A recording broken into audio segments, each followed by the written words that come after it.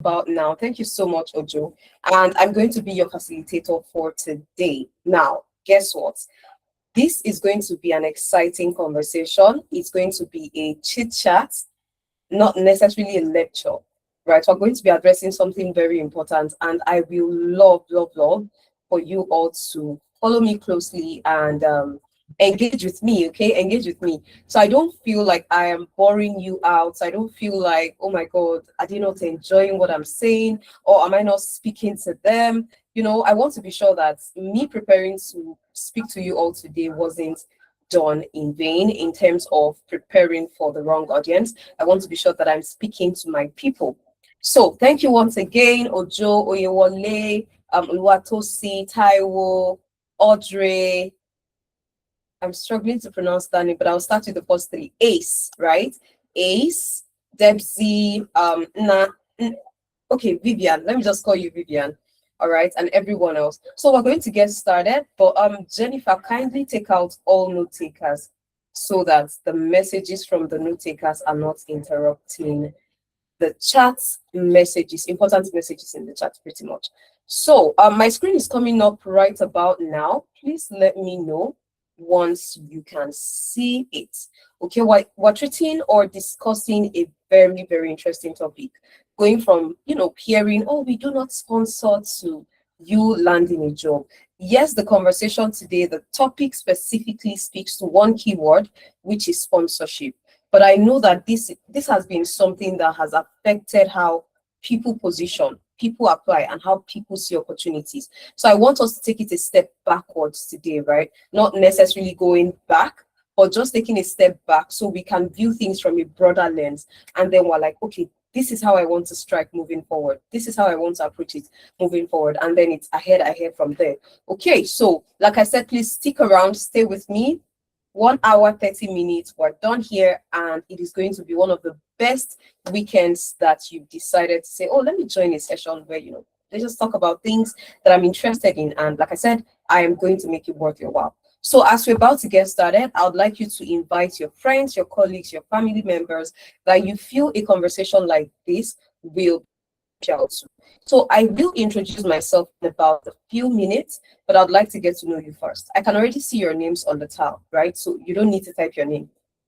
But before I ask my most important question or questions, please type where you're joining me from in the chat and what tech career you're trying to get a job in, okay? So type in the chat, Birmingham, data science. That's if you live in Birmingham or you're joining me from Birmingham and you're trying to get a data science job. If you're joining me from Leeds and you're trying to get a project management job, type it in the chat. If you're joining me from London, you're trying to get a job as a data analyst, type it in the chat. So just type your location and type the career path in tech that you are trying to get a job in. So I have my eyes glued to the chat, guys. Let me see your comments. Let me get to know you on that level. Okay, so guys, indulge me and let's get straight into it. I have a couple more questions, guys. Like I said, this is to be an interaction, right? Not a monologue, not me speaking to myself alone. So I would like to hear from you so that we can converse. So Debsy says, Manchester data analytics. Amazing. Thank you so much, Debsy. Hall for Oluwatosi Hall, data analyst. Beautiful. Thank you so much, Tosi. Can I get more? Can I get more responses? If I get 3, 4 more, we'll just get straight to the next question. Samuel Derby, business analytics. Perfect. Ojo Ezekiel, Huddersfield, data analyst. Perfect. Olakemi London, project management. Ifeoluwa Ife, hi. Essex data engineering. Great. Okay, last but not the least, of course, any other comments, of course, I'll still see. Please keep it coming, but last one I would read, Vivian, UK data analyst. We have a lot of data guys and PM guys and business guys on the call. Welcome. So I'd like to know if anyone on this call needs a sponsorship right now. Can I see your thumbs up if you need a sponsorship, and can I see thumbs down if you don't need it? I see your comments, Toby. Thank you. Saki, thank you. Yeah, I see it. So okay, if I needs sponsorship, Debsy needs, Ezekiel needs, Samuel needs, Toby needs. Can I see more? You don't need, give me thumbs down, okay? You don't need, give me thumbs down. I see the comments from Patrick, from Igboanusi. I hope I pronounced that right. Thank you. Nadi doesn't need sponsorship. Olawumi doesn't need. Okay, great. You guys can keep it coming. For those saying they don't need it, can you let me know? Is it that you currently have a skilled worker visa, or you already have your ILR rather? Emmanuel says, yes, I need sponsorship. Awesome. For those that don't need, let me know why you don't need it. Okay, just type it in the chat. What visa you're currently holding? Or is it that you don't live in the UK? You can let me know what the case is with UK. So for those that said, yes, I need sponsorship, why do you think any today, right, based off what you have, based off what you are, why do you think any employer should sponsor you? Not why do you think they will.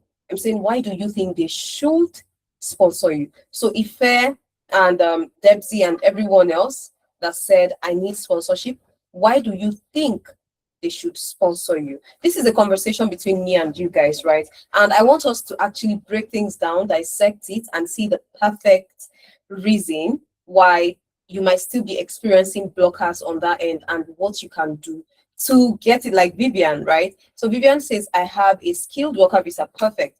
Thank you very much for that, Vivian. So for everyone else that says that, okay, Folakemi family visa, perfect, that's fine.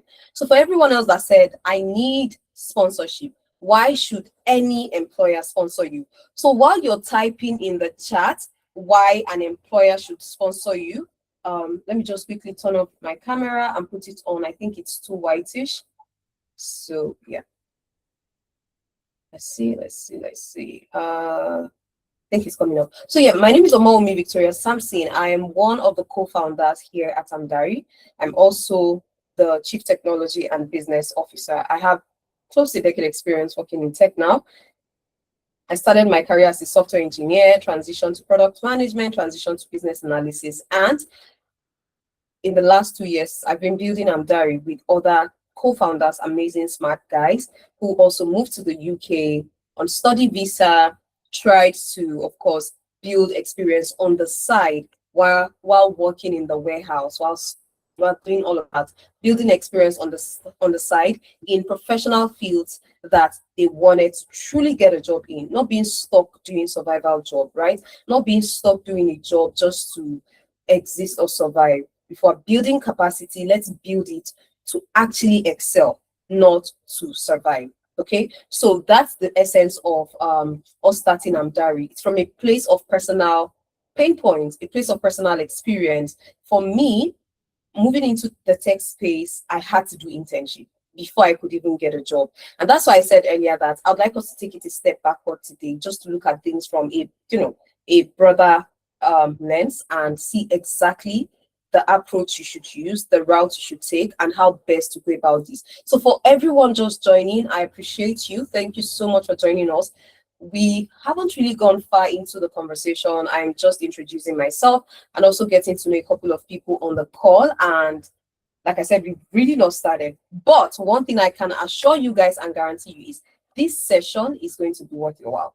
So what are we focusing on and discussing? Pretty much work experience and also how to get sponsorship. But before we get into all that, this session is brought to you by Amdari. Amdari is a platform that helps you build real-world experience through internship. Okay, so you get to work in teams, you get to work with people, not in isolation, not on capstone projects, not on hypothetical projects, right?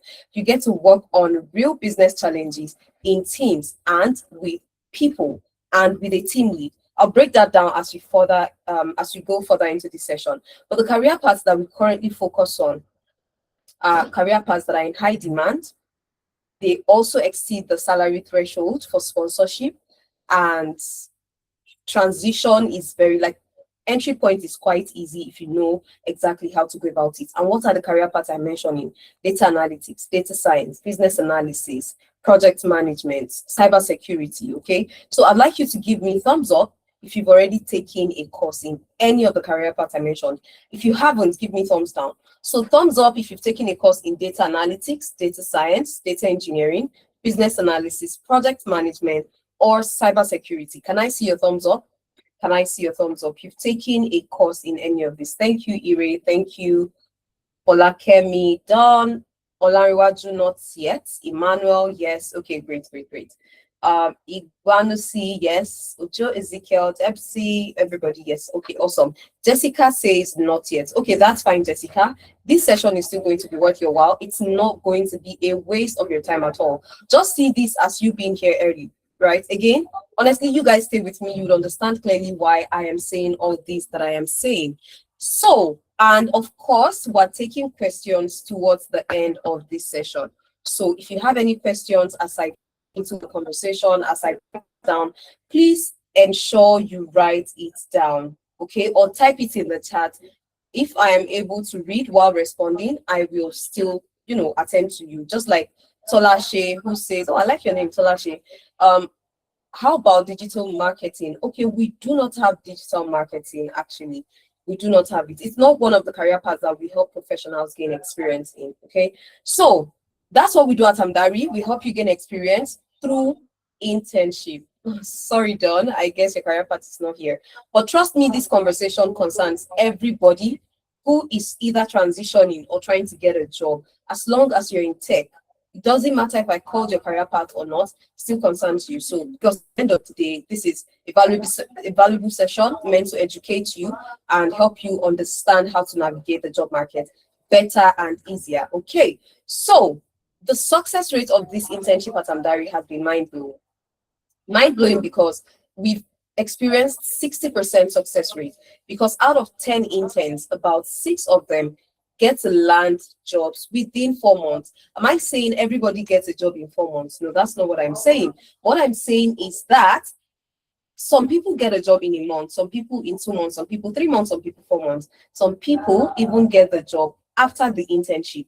The most important thing is Amdari is committed to work with you until you get the job. So you have nothing to worry about. You didn't get the job in a month, 2 months, 3 months. Doesn't mean Amdari will drop you or forget about you or stop prioritizing you after your internship, because the duration is 4 months. Okay, I just realized that I didn't mention that the internship is for 4 months. So if in 4 months you don't get the job, it doesn't mean we stop working with you. All right, and that number, that 60%, it increases to 90% within 7 months. That's because, like I said, we keep working with you even after the internship.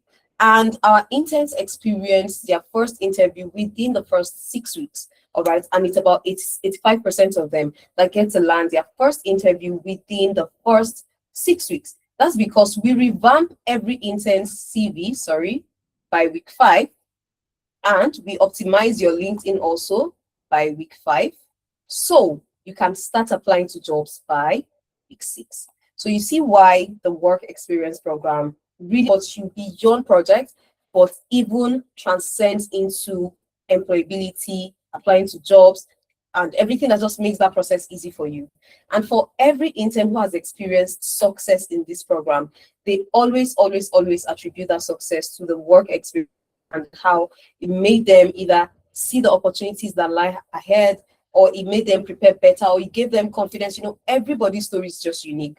And I'd like us to listen to Laura, because she also has a very unique perspective and experience from this. And she shared, for her, she got the job in a month, okay? She got the job in a month, and amazingly, it was in a desired field. So let's listen to her for just a minute, and then I will be back, okay? But my colleague is dropping a form in the chat for attendance.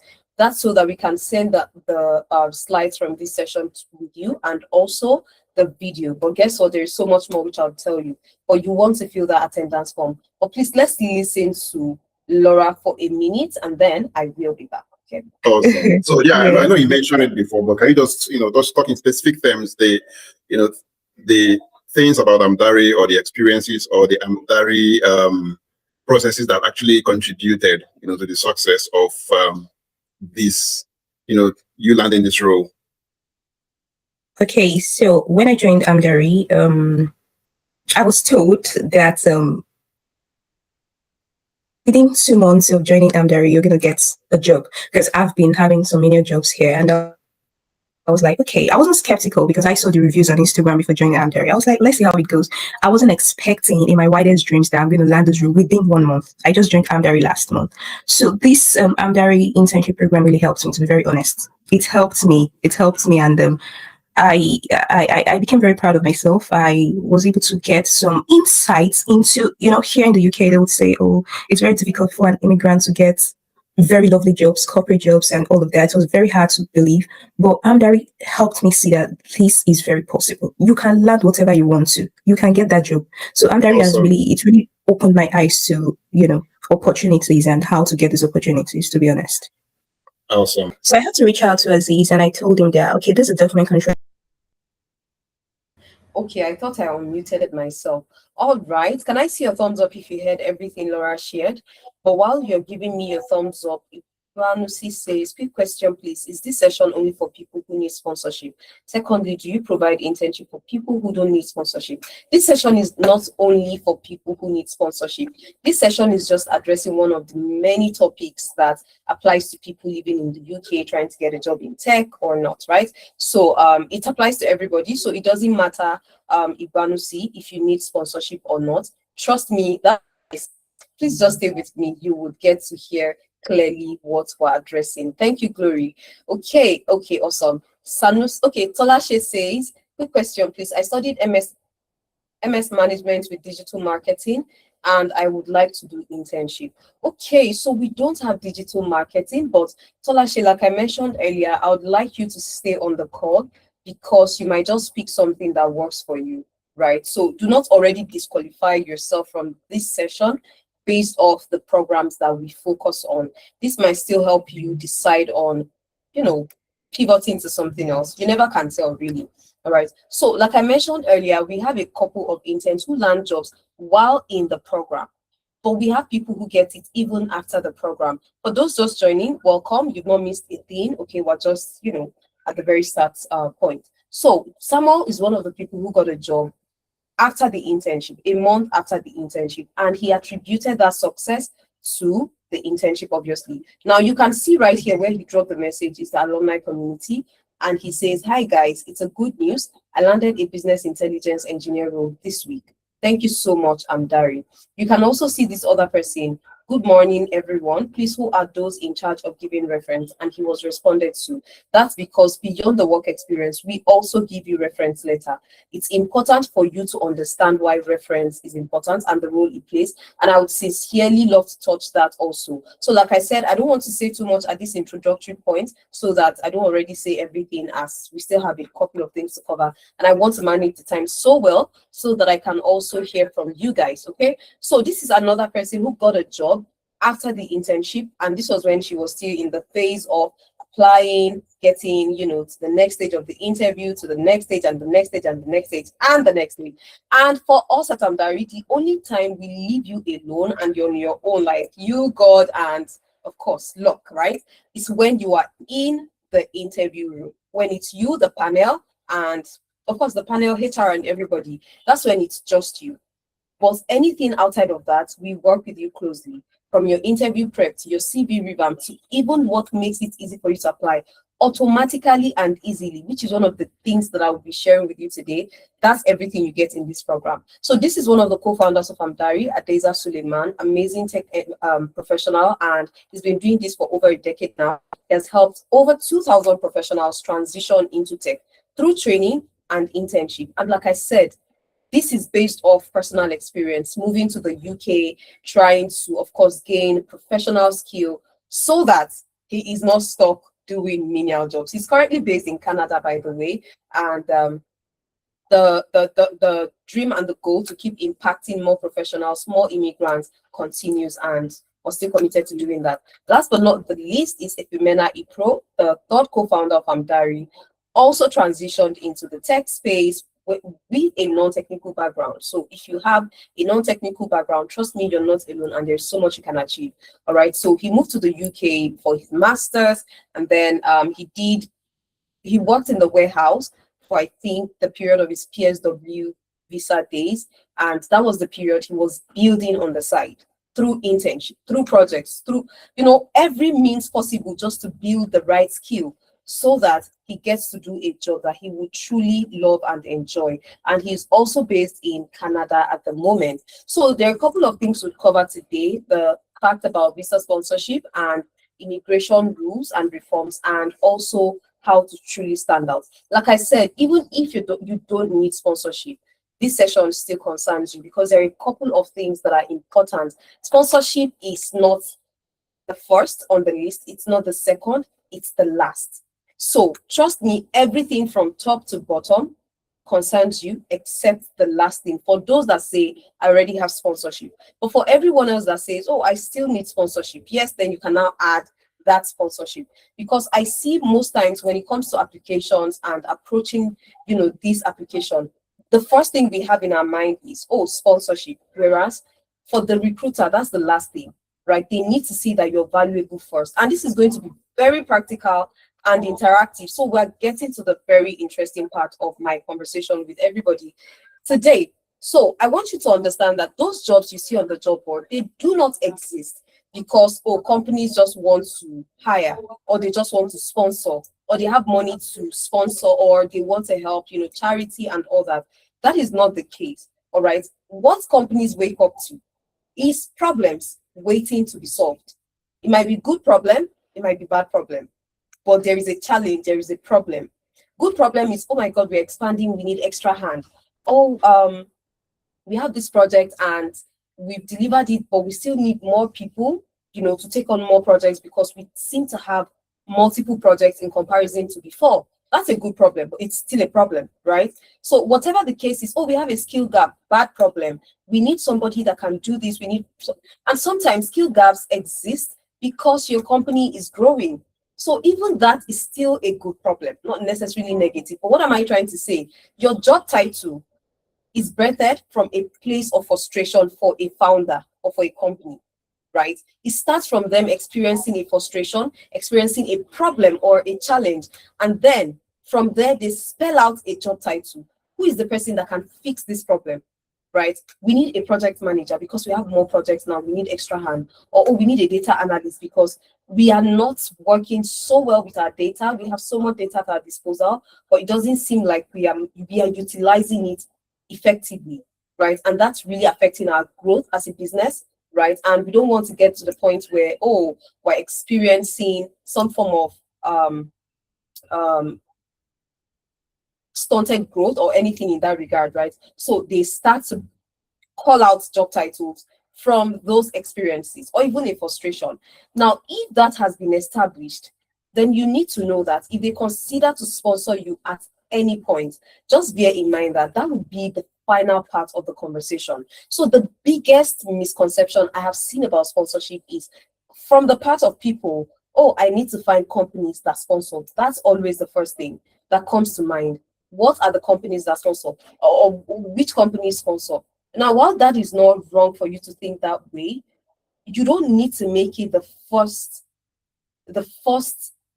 thing that you consider when you're about to apply to a job. Because for them to sponsor you, they need to know you're a perfect candidate and you outperform the locals, right? So by so many standards, you have to stand out. You have to be good, all right? So for them, they sponsor people they believe they can hire. So it starts with hiring first. Sponsorship is a final conversation. Sometimes they even sponsor you after you've started working. Now, I'll share from my own personal experience. I got a job. I worked with them remotely for about 7 months. And after working with them remotely for 7 months, that was when they said, oh, they were going to sponsor my relocation. Now, if I didn't work with them, prove my value, my worth to the company, and how much value I can bring to a team, like they saw this firsthand, right? So they sponsored me afterwards, right? So you would see clearly that sometimes you need to get your leg in the door. Okay, get your leg in the door, and after you've done that, it's easier for them to consider or say, oh, okay, sure, we can definitely sponsor this person or not. So what am I trying to say? All I am saying is, please build the capacity and competence first and let these guys know that, oh, okay, I'm actually good at this. Now, why do you need to start early also? Because sometimes building on the side while you're schooling is the best way not to be desperate. Building on the side while you have your PSW visa and you're working in a warehouse and you're not, but it's a countdown, remember, but at least still have maybe 6 months, 10 months, 12 months, 18 months, start very early. It's very important. Do not make learning conditional. Do not make building seasonal. Don't say it's because I need this that I have to do this. No. At the end of the day, everything would sum up to making you look desperate. Okay, so why companies say we do not sponsor is very simple. Someone else who is local can do the job. So if you want them to sponsor you, you have to stand out. You get to all that. They also haven't seen enough proof from your end. And sponsorship isn't also worth that, like they're about to invest so much in you and it doesn't seem like it's worth it. And it's too much risk. Now, let's take a look at this very clearly. So I have 2 pictures. This is the first one. This is the Instagram page of a tailor. So guys, this is where it gets interactive and I would love you guys to engage me from here, okay?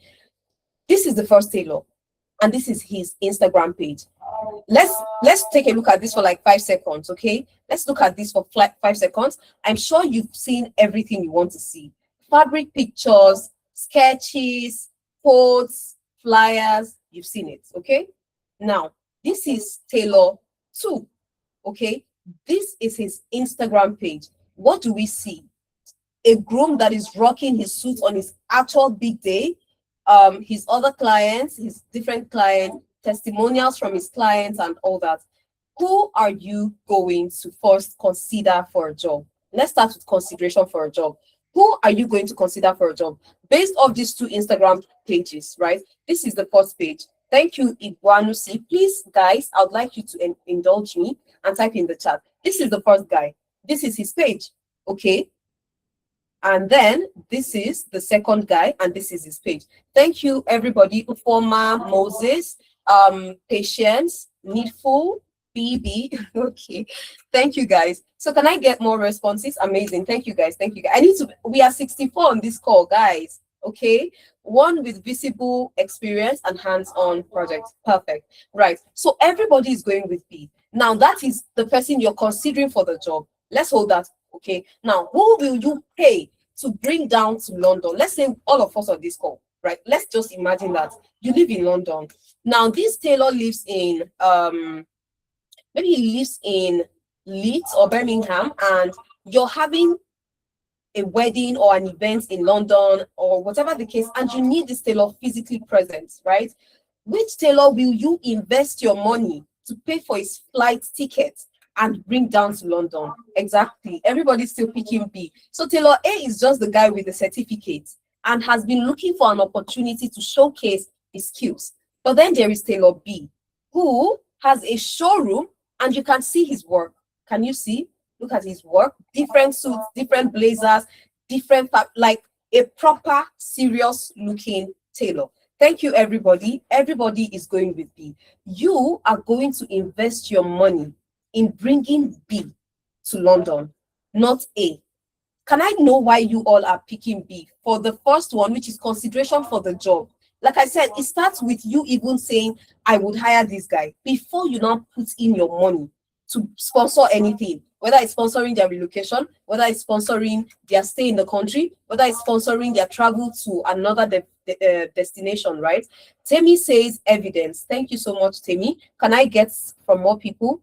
We can see the results we want for ourselves. Oh my God, God bless you. Needful, I don't know if that's your real name, but God bless you for that perfect statement. Said says his profile speaks a lot. A lot. Janet says he shows capacity and experience. B showed competence. Everybody already agreed that B is competent. You guys did not sit down with B and watch him sew. Pay attention to that. You didn't have to watch him sew. You didn't watch him, so you just saw the outcome. You just saw the results. He just published this on his page, the portfolio. So this is exactly the case when you apply to jobs. Who else thinks that Taylor A is applying like he's not even serious? Like, are you sure you need this job? So I should pay to bring you down to London, right? When all you have, like, I'm not even sure you deliver anything, right? He has results to show. Action speaks louder than voice. Exactly. Nobody saw Taylor B's process, but we saw the result, and it speaks volume. And we are already convinced that that is the guy we are going for. Now, I want us to hold this perfectly and look at this from this point of view. When it comes to being hired, when it comes to sponsorship, you are not competing against other immigrants.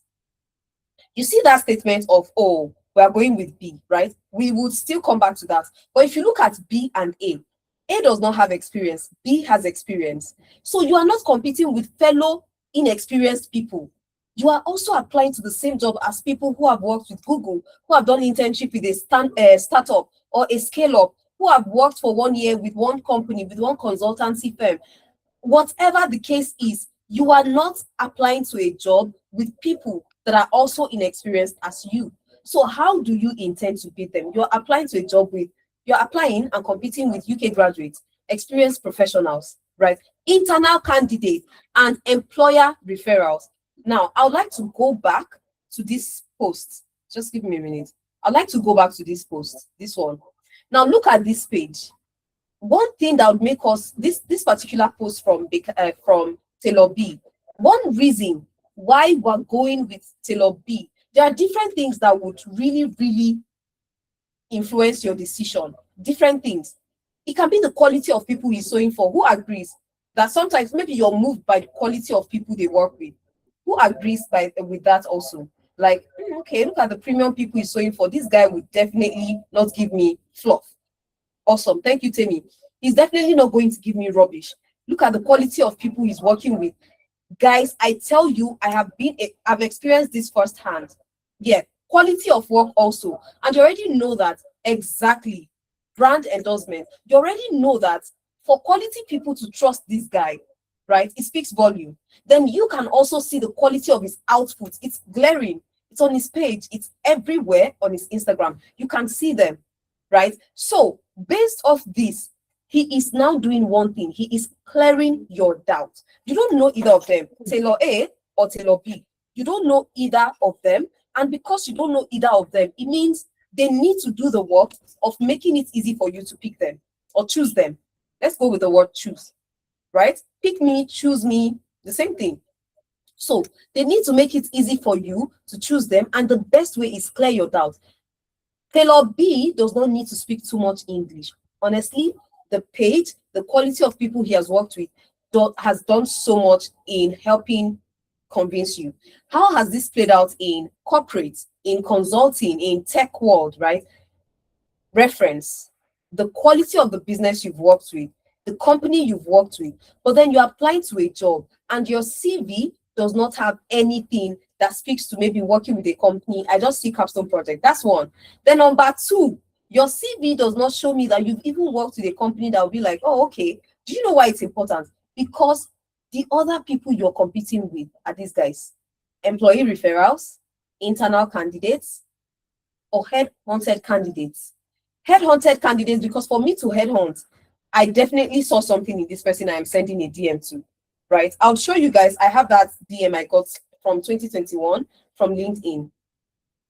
A company I worked for gave us that kind of endorsement that made everybody that left that company to become hot cake.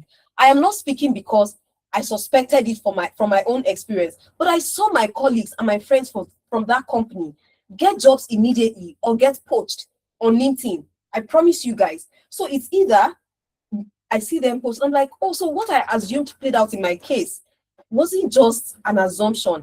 This is fact. The lady, so it was a company owned by a woman, and they had sent me a DM on LinkedIn. I wasn't job hunting, guys. I was not job hunting. I was just living my life, showing up on LinkedIn, building on the side. Yes, I was building practical experience and exposure as a product manager on the side while working with that company as a developer and product marketer. Okay, while working with that one. But I was building capacity and experience as a product manager on the side. It wasn't what I was practicing in that company, but I was already building that experience, skills, everything on the side. So I was posting as I was learning and growing. I was gainfully employed. In fact, like I said, that company had sponsored my relocation just a few months ago. So all was good. So I got a DM from a particular HR, right? HR administrator. And she said something clearly. oh, they found my page attractive, or was it interesting, and they decided to reach out. And of course, like I said, I wasn't looking, but I said, okay, let me hear them. And we spoke. And after we spoke, guys, what confirmed my suspicion was the CEO said something to me. She said, can we get a reference from your boss? Because, you know, we would like to have a good relationship with this person, and we don't want it to seem as though you were poached, right? So we would like to go about this the right way. So please get reference from them. Let's be sure that, yes, it's all good and we can proceed. And I was like, okay, strange, but sure, right? I got the reference. What's strange is not the reference request, but the way she puts, or she composed the statement. So I got the reference, gave it to her and all that. Now, that was my experience, but I didn't really say it to my friends from the company or something. I was just like, okay, did this company just make it easy for me? I wasn't job hunting, I wasn't searching. And other colleagues of mine, either they resign and within a month they're already hired, or they were also poached. I know 3 other guys, and they are still working with that company till date. And it's been like 6 years or so, and they're still working with those companies that poached them. So the quality of where you're coming from says a lot. And these are the people, guys, that you are competing with. So if that is the case, you see, standing out is very difficult. So just saying that, oh, I checked and my career path is on the shortage occupation list, it's not enough. You need to outperform a lot of people. It's that crazy, and it's not that hard, because the bar is not so high. It's not so high. Trust me, a lot of people are comfortable doing the barest minimum. You just need to do that tad bit more, and you would be shocked at how you would start. Like, just be focused on building the right skills, capacity, and competence, and you will be surprised. All right. So don't feel like, oh, being hired is about, oh, let me get chosen. No, sorry, let them pick me or something. You have to make yourself stand out. So having your, thank you guys, I see the reactions. So having your career path on the shortage occupation list is not enough. Please work on your skills. And that's why I said, oh, I'm currently employed, I'm doing care job or something. Please create time to build the right skill on the side. Like I said, do not invest so much time, energy, effort into learning, building yourself, and then stopping at learning. Like, oh, okay, I've learned, let me wait. Don't learn and wait. Do not learn and wait. And most times we also learn and then immediately start applying to jobs. Do you have the skill that would make me hire you? Now, I don't know how you guys saw Taylor A, right? But can you type what you think of Taylor A? I would like to know what you think of Taylor A. Thank you so much, Zara. Please, can you type in the chat what you think of Taylor A? I would like to know, based off how Taylor A positioned, what do you think? I already know what you think of Taylor B, which is, oh, skills, evidence, results, outcome, brand endorsement. We've said so much. And like I said, that Taylor B made it easy for us to pick him because he cleared our doubts. We have no reason to fear that he will not deliver. Okay, so Patience says, okay, sorry, before Patience, Olanriwaju says not properly positioned. Thank you very much, Olanriwaju. Patience, he has only certification and no experience. Exactly. Needful says Taylor A has certification, but we don't know what he can do. Oh my God, we don't know what he can do, guys. Like, I'm not doubting that you're smart or intelligent, but I don't know if I can trust. Like, there is so much at risk. Imagine having a big event and then trusting Taylor A to sew your suit, and there is a mistake with the way it is sewn, like you know how, I don't know what tailors call it, but you know how they would stitch. Yeah, I think it's stitch. The stitching might be wrong, or you might not like it, or the way he does the cutting. If you've used a tailor that is not experienced before, you'll understand what I mean. Like, they won't cut it, the corset might not be right, this or that. Let's just imagine all the things that can go wrong. That's the risk. And you don't want to wear something that makes you look like a joke. So you're not saying you don't like Taylor A. You're not saying you don't trust that Taylor A is smart and intelligent. But we do know what we can do. That's why we are not willing to risk it and put so much on the line, pay for a flight ticket to London, or even give him the job. This suit, maybe you need it for your wedding that is once in a lifetime, right? And you want to give it to somebody that, nah. So the reason why everybody, and I love what everybody's saying, he is just certified, Daniel. Samuel says, I feel he hasn't got an opportunity to showcase his skills. I'll come to that, Samuel. He hasn't gotten an opportunity, or should he wait? Do you know that it can make it work for you, right? You don't need to work for proof before you work for pay. You can actually work for proof. Just do anything you can right now to build that proof. Okay. So Zara says he's not showing his skills and ability. Now, do you guys know that this is exactly how majority position? I don't want to generalize everybody on this call. I don't want to assume that everybody does that. But to a large extent, a lot of job seekers do that. We do one thing specifically, applying to jobs, because this is what the rule has always been. Apply to a job, okay? Or rather, before applying to a job, go to school, take a course, get good grades, then apply to jobs. But that is a rule that worked for a world that we no longer live in. Today, it doesn't work anymore. That's because employers have hired people fresh out of school, fresh out of a boot camp, and they have seen the results. Let me tell you something I stumbled on Instagram today so that you clearly understand what I mean. This lady, she's a content creator, and she was interviewed. Thank you, Zara. She was interviewed by Zikoko Mag, and this lady said she was scrolling on TikTok and she stumbled on a particular business owner.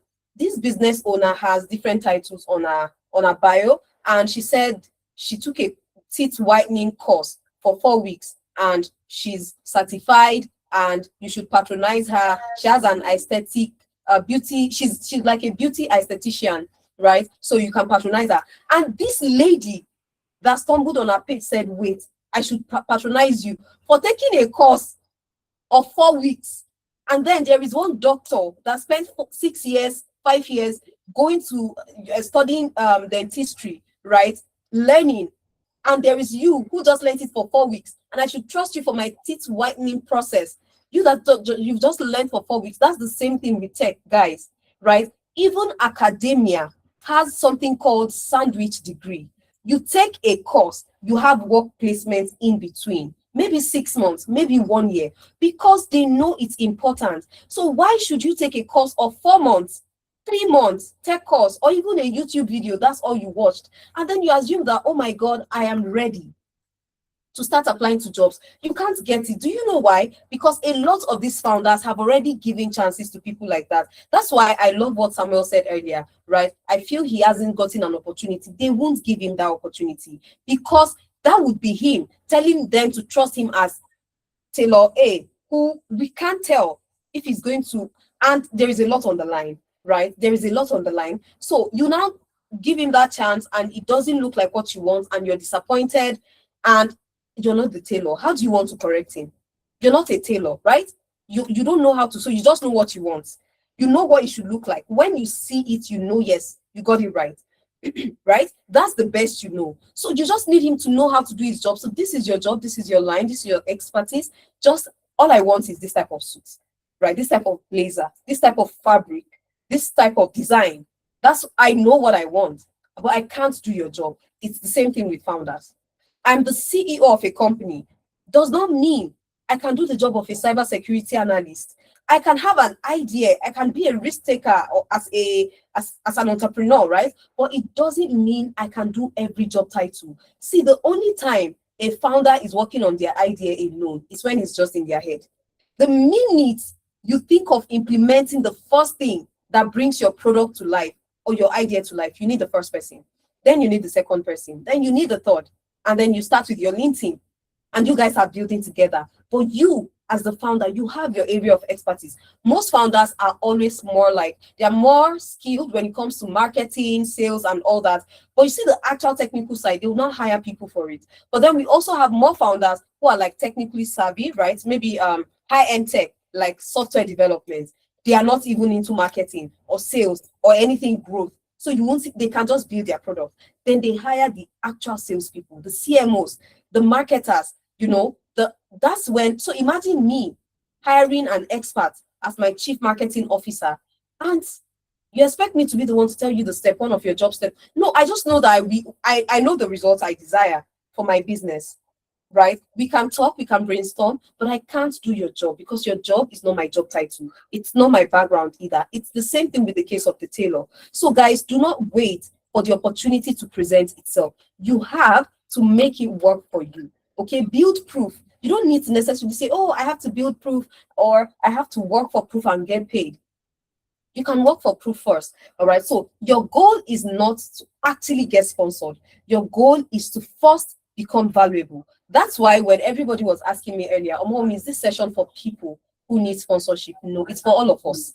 As long as we are looking to get better, as long as we are looking to stand out, as long as we're looking to even be great at that job we're doing, then this session is for you. Okay. Sponsorship is more like the aftermath of them experiencing your awesomeness, because in some cases they won't sponsor you upfront. They would sponsor you after they've experienced you, but in some cases they don't mind. Yes, we are fine with sponsoring you upfront, but please clear my doubts, like Taylor B, the same way that guy showed us every proof. Now I'd like to play this video from Pedro because he was able to secure a visa sponsorship role in his 4th month at Amdari. That was his last month in the internship.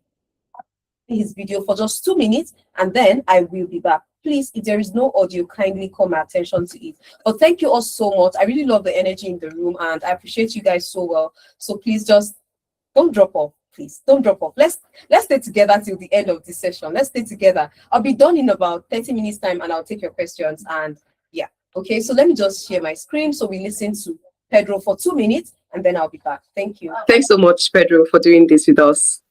And congratulations on landing the cybersecurity role. Is it SOC or what's the job title? It's OT security specialist, but more of OT security. So it's cybersecurity, but in operations technology. Amazing. And it came with visa sponsorship, correct? Yes, yes. Role Yeah. has. Let me blow some confetti, imaginary confetti. Congratulations. Yeah, thank All right. So I would like to know how your experience, right, the work experience at Amdari helped you go from being a job seeker to becoming job ready, right? From the mentorship to the project. How did the work experience help you go from being a job seeker to being job ready? Okay, so for starters, in my IT career, I've been more of a lone wolf. I like to study on my own, do my certifications, but moving to the UK, I realized that I had to change. I knew I needed some form of mentorship, and that's how I stumbled into Amdari. And yes, the program helped. It provided some guided mentorship that helped me determine the road that was suitable for me and how to navigate to the next chapter. I was already in employment, but I knew I needed to pivot. And yes, the Amdari experience was very important, and it contributed to me landing this new role. Okay, beautiful. Thank you very much, Pedro. So what specific aspect of this internship would you say helped you ace your interview? Okay. For starters, Amdari helped. They have several services. I think the very first one I opted for was the CV rebuild. That is very, very important. And after the session, my CV got a lot better. I knew I was getting a lot more interviews, but I was really picky about the companies I wanted to join. So the CV rebuild was very, very good. And when I did get called for this interview, they also helped with interview preparation sessions. That was very good. That's put me in the right place to predict questions that were going to be asked, and that really helped to land the role. Then the experience with Amdari was amazing. I was in the SOC analysts cohort. We dabbled into several projects, ranging from SIM analysis, we're building VMs and doing malware analysis. And yes, I mentioned that during my interview, and yes, it really did help. I didn't realize I muted myself. So let me see your thumbs up if you heard everything that was said in the video. Can I see your thumbs up? All right. Thank you, Patience, Sarah, Samuel. Thank you very much. Awesome. Yes. So that's actually Pedro's story. Like I said, he got sponsored in the last month of his internship with Amdari. So guys, please work for proof before you work for pay. it's your own win, it's your own gain, right? Because what's the essence of waiting and expecting that, oh, maybe one day they would pick you? When that season of waiting, you can invest it in building the skill.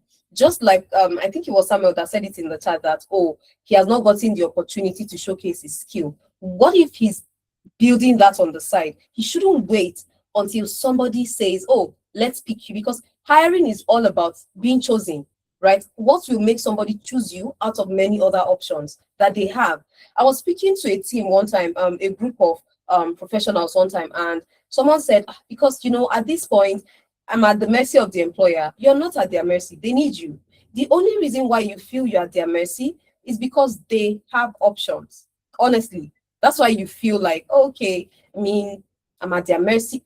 You are not at their mercy. You are needed. But if you don't make it easy for them to choose you out of the other options they have, you would feel like, oh, they have other choices. They have other. That's why you feel that way. But and it really clouds the fact that you're needed, because you're not the only one they're speaking to, but they need your skill set. All you just have to do is let them see that I am the best guy for this. All right. And that's one thing that Pedro was also able to show, because it's just not about saying, sponsor me, I need a job, I have 3 months left in the UK. Oh, please. No. And he didn't get that sponsorship doing a care job. He got it in the SOC role that he has always wanted. Right. So it's important to make yourself skilled first and then go on to say, oh, let me chase this job, or let me, in fact, you don't even need to chase it sometimes. They will come. Like I said, I'll show you the screenshot as we proceed. So what is very important right now is for you to understand why you must be highly skilled. The skilled worker threshold has increased. I'm sure this is no longer news, but I'm just saying this again for the sake of this conversation and this session. Now, guys, I would like you to fill the attendance form that my colleague is dropping in the chat. That's because I'll be sharing a CV template that you can use in applying to jobs for every role that I've spoken about here today. That's one. Different templates for different roles. That's one. Number two, I will also be sharing something very, very important. That's the template for posting and showing up on LinkedIn. I don't know how this sounds when I say that recruiters are hiring on LinkedIn. I don't know how it sounds to you, but I promise you they're hiring. But when you show up, it's easy for them to see you. This is all about saying, I have proof, and then I am visible, and then they can now reach you, because of course from that visibility they can also see credibility, right? So please, Tolashe, that's the form actually. Just click on it and fill it. So my colleague just dropped it, okay? So I would share a template of LinkedIn posts that you can make. It doesn't matter what your career path is. I've carefully curated a guide that you can build on, and it's a post for 4 months straight. Week 1, week 2, week 3, up until 4 months. Okay, that is what I would share, and also templates of the kind of DMs you can send to recruiters. So please fill the attendance form that my colleague is dropping. And to crown it all, this session recording, just in case you want to rewatch or you want to share with a friend or anyone at all. So please fill the attendance form that you see Diary Growth drop. So like I mentioned, it's no longer news that the threshold has been increased to 41,700 for skilled worker visa. Then more support for tech and talent visa has increased. How do you get it? You need to be skilled. I was still speaking to a mentee, I think 3-4 days ago, and he was trying to apply to this skilled worker visa. It had been declined previously, right? And he's still trying to try it again. The competition is stiff. All they need is to be able to say that, yes, this skill you have, it's proven, and you're actually you're one of the very few that is so good at this. So, and you don't start that few months too. There has to be a track record. That's why I said you need to start building on the side. Then the post-study visa, which has also been reduced to 18 months. And I always mention post-study visa is 100% a countdown. It's not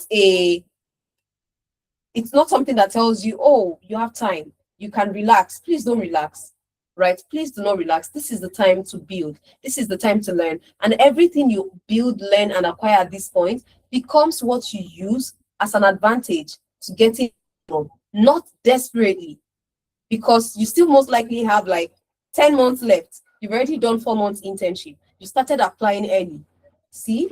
So just make sure that, yes, does this company have license to sponsor? That's all you need to care about. Does this company have license to sponsor? As long as they have it, that's okay, right? Just make sure you start applying, and it becomes easy from there because they need to pick you first. They need to hire you first, okay? And it's important to be skilled and make it easy for them. Like Taylor B did. He made it easy. All of us pick Taylor B. Do you see how many clients Taylor B just got from this call? If that's us all needing to like sew our dress, all of us would go for dress and suits, guys. All of us will go for Taylor B. That's so many clients for him. And Taylor A just lost out, right? So you also need to know that only high needs jobs will qualify. So like I mentioned, is your career path on the shortage occupation list? As long as it's there, that's check mark 1. But there is so much more to do. All right. So please ensure that you are skilled and you are good.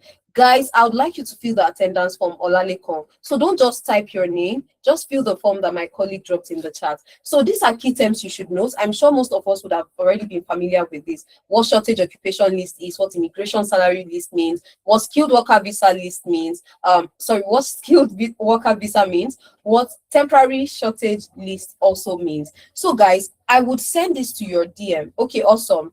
Tolashi. I'll send this to your email, not your DM. I'll send this to your email and you can go through it at your leisure time. What each of these means, they are very, very important. I have it all here. It's very important. So I just don't want us to take time discussing that. But now, we've already spoken about saying, oh, who would you go for? Who would you bring to London? Taylor A, Taylor B, and all that. Now, if you were to spend £1,000 to hire somebody, we know that hiring this person with £1,000 simply means you're sponsoring them.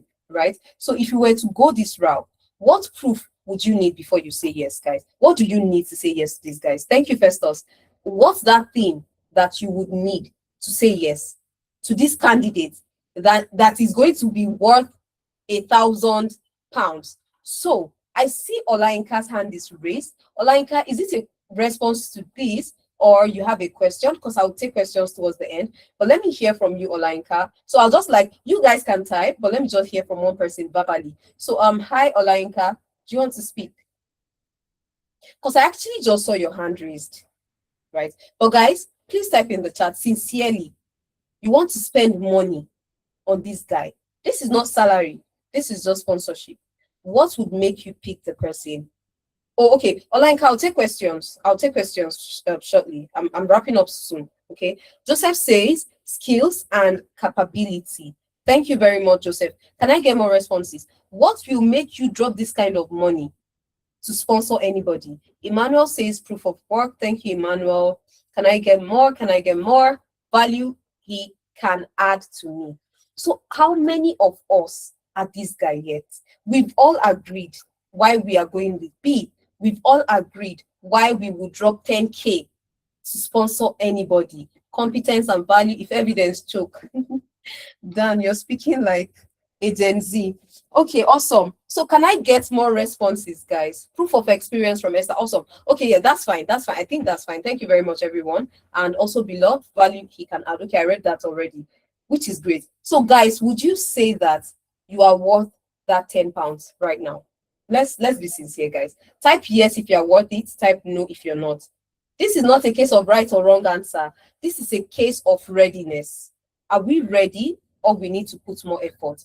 Thank you, Patience. Patience says no. So this is us taking a look at whether we are worth that 10K pounds or not. You've already spoken to me about what will make you spend that money. What will make you bring Taylor B to London? So, okay, Olainka, I said, based off what everybody has said about why they would spend 10K on sponsoring anybody, would you say now when you now put yourself in the shoes of the person that needs this sponsorship, this 10K sponsorship, would you say you are qualified? Would you say you are worth this amount sponsorship-wise? Would you say you are worth the amount sponsorship-wise, guys? Sponsorship-wise. All right. Thank you, Olanrewaju. Thank you, Foluke. You both say no. Okay. Yes, I am for Tosin. No for Zara. Almost there for beloved. I love that. I love that. Like I said, it's not a case of right or wrong. It's a case of where you are. So if you're already there, amazing. If you're not there yet, please do the work, because the UK is currently frowning on low-skilled roles. Yes. And even if your role is on the shortage occupation list, you still need to be valuable. One of the guys who got this perfect opportunity was also Opeyemi. Because of time, I won't be playing her video because I'll still play one more video before we wrap up. So I'll just attach the link to her video in the slide, so it's easy for you to play it after this session when it is sent to your DM, to your email. So like I said, guys, please ensure you fill the attendance form if you haven't done that yet. Okay, so yeah, so that's one thing with Opeyemi. So the last video I'd like to play for us today, because of time, like I said, is that of Darlington. Now, Darlington was able to show them clearly his work in the interview, and I'd like you to listen to him straight from his own words, straight from his own mouth for 2 minutes, and then I'll be back. Like I said, last video of the day, and we would conclude, and I'll take questions. So let's quickly listen to Darlington. Darlington on landing the role as HC Selection and Implementation Lead. That's the job title, right? Yes, that's the job title, yeah. Amazing. Congratulations. Thank you. How does that feel? It feels really good. The important part is you get to apply what you know. The knowledge we've been able to acquire seems to be nothing if you can apply it to a real world problem. So that's the most important part for me and what I'm excited about. Amazing. So how would you say the experience at Amdari helped you land the role, like from the projects you worked on to the type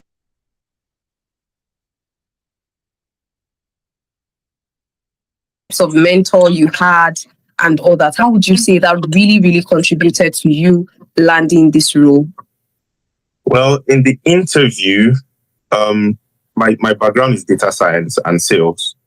So this role is more like a business analysis role. It's a mixture of different bits, but they were not looking for someone who was a business analyst per se, a project manager. They were looking for someone who had a bit of data science background, project management, business analysis.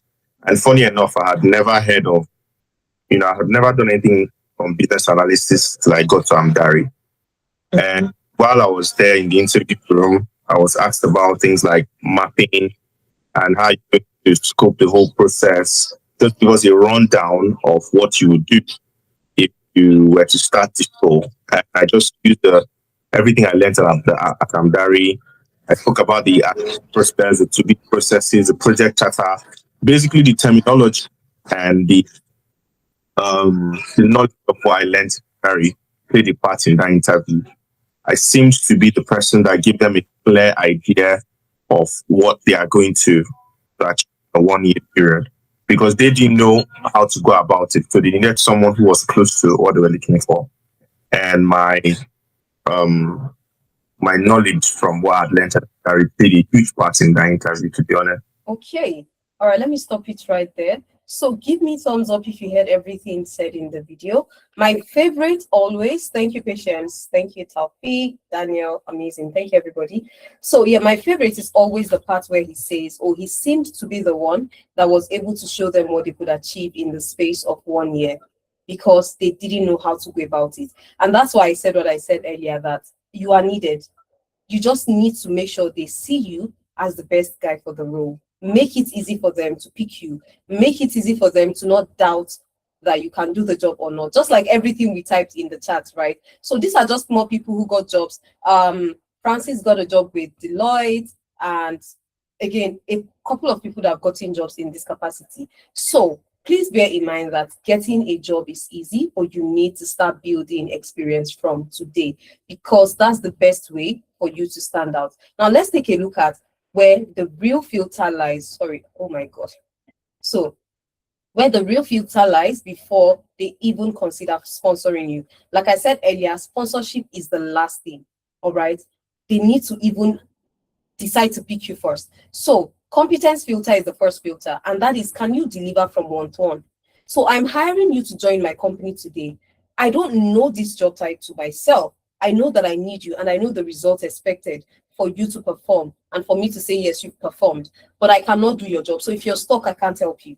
because that's not my background, that's not my field, right? That's the only reason why I would need you to be good already, so that you are skilled and you can just guide us or lead us in that area of expertise, which is what helped Darlington get a job, because he's already painting the picture for them from day one, from the interview. So that way they are able to say, oh, okay, good, we can work with this person. And what are the signals you can work with?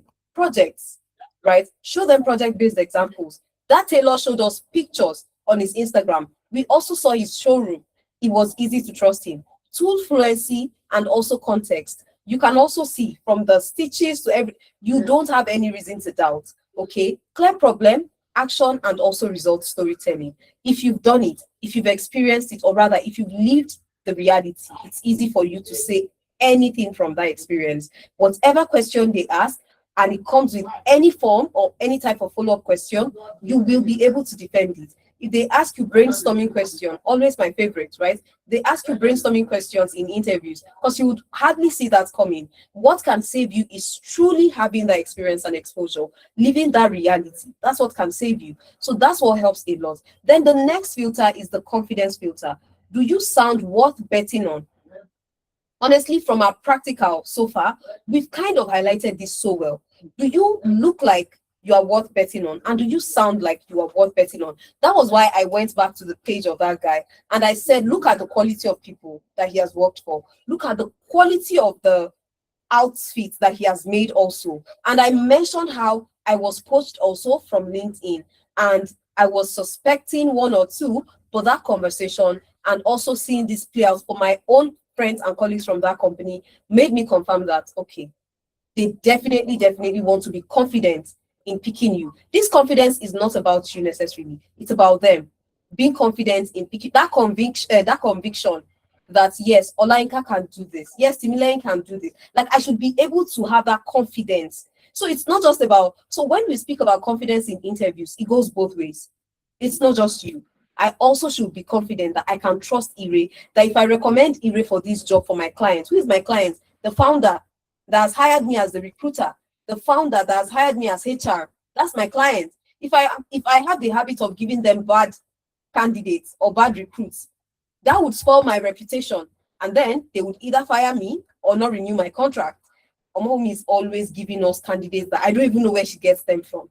Bad for me, bad for my business. I'm a recruiter, I'm HR, right? I shouldn't get it wrong. So I should have that confidence. So this confidence goes both ways. So what are the signals? You don't use hedging language, like vague language, surface level language. See, the depth of your knowledge can be picked from your narration, from the terminologies you use, and from how you can defend follow-up questions, right? And from the robust exposure and experience that you also have. I can immediately tell if you have depth or not.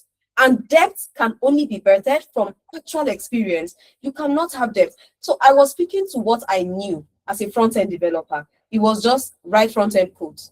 I would say, okay, this form that I've created, where is the details going to? I don't know where the data is going to. I don't know what happens. I would always ask that. Okay, this feature or functionality that I have built, where does it go to? Where does it lead to? What exactly is happening? Guys, do you know what happens? A lot of times, it's because your course focuses on your field. It took me doing an internship for me to know that there is something called a UI designer. That's a guarantee, I'll tell you. Then for backend, I knew about backend during my course period, but I did not necessarily know what they do or how their job and mine really works hand in hand. I just know that yes, they do backend, I'll do front end. But where the connection comes, I did not know, because my course was focused on making me good with front end, not integration. Okay, that was the challenge. So when I did an internship, that was when I said, okay, so this is how this plays out, right? This is how this works out. And that really helped. So it was internship that gave me that depth, and that knowledge helped in my next interview. All right. So the next thing is commercial awareness. That's the next filter. Your business impact. What are the signals? Revenue language, cost saving, efficiency metric. There is no job title you fall under that you would not have this as one of the most important things you're measured against. If you're not measured against revenue, right, you'll be measured against how you save cost or how you increase cost or rather how you make improve revenue rather. Then the last one is efficiency. Are you a project manager? Are you a business analyst? Are you a cybersecurity analyst? Whatever the case is, your path, because even as a project manager, you can build a product or a feature that means they get to save money. Oh, we're spending money on this CRM tool, or we can actually integrate, like we can build it and have it integrated, because this is what this does. Or we can build one on our end and stop spending thousands of dollars paying a CRM software. You can do that. Or we can actually stop using this tool because we can build one on our end. We can stop using this form or this whatever. Let's build a local form on our own website so that we can do this or do that. Those actions you're taking, those suggestions you're making, how is it impacting businesses? Awesome, Temi. How is it improving? How is it saving costs? How is it improving revenue? How is it making the system more efficient? All right. That is how they also know your debt. Then fourth, second to the last, cultural integration filter. Will you integrate smoothly? What are the signs? Structured communication, stakeholder awareness, collaborative mindset. I mentioned how I did an internship. That was when I knew that I don't jump straight into building a website. That it's not done that way. A UI designer needs to start. Where does a UI designer get his idea from? From the PM. The PM lets him know what the requirements are. This is the PRD, guys. Development or engineering and also design. This is the PRD. This is what is expected. This is what has to be done. And then when you do that, you move straight into something simple. You move straight into the point where they start to see your depth. How will the depth come? Because you had the exposure working with XYZ team, you can speak to how your impact and working closely and collaboratively with this team helped you guys achieve a goal. Now, you narrating this story, that's storytelling. And I can pick a lot from it, how you think.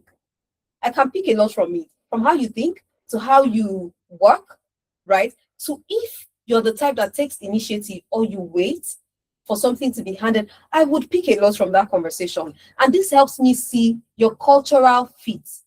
And cultural fit signals one thing, exposure. So I am confident that, okay, maybe I can work with Zara, maybe I can work with Temi, right? Lastly, execution maturity filter, the most important. Now, what are the signals for this execution maturity? Deadline stories, risk mitigation, all right, and also trade-off decisions. This is important because this lets me know how you think, how you work. And if you're the type with a leadership mindset, if you're the type that takes initiative, if you're the type that is proactive or reactive. And being proactive is better than being reactive. So from your story, I will deduce this.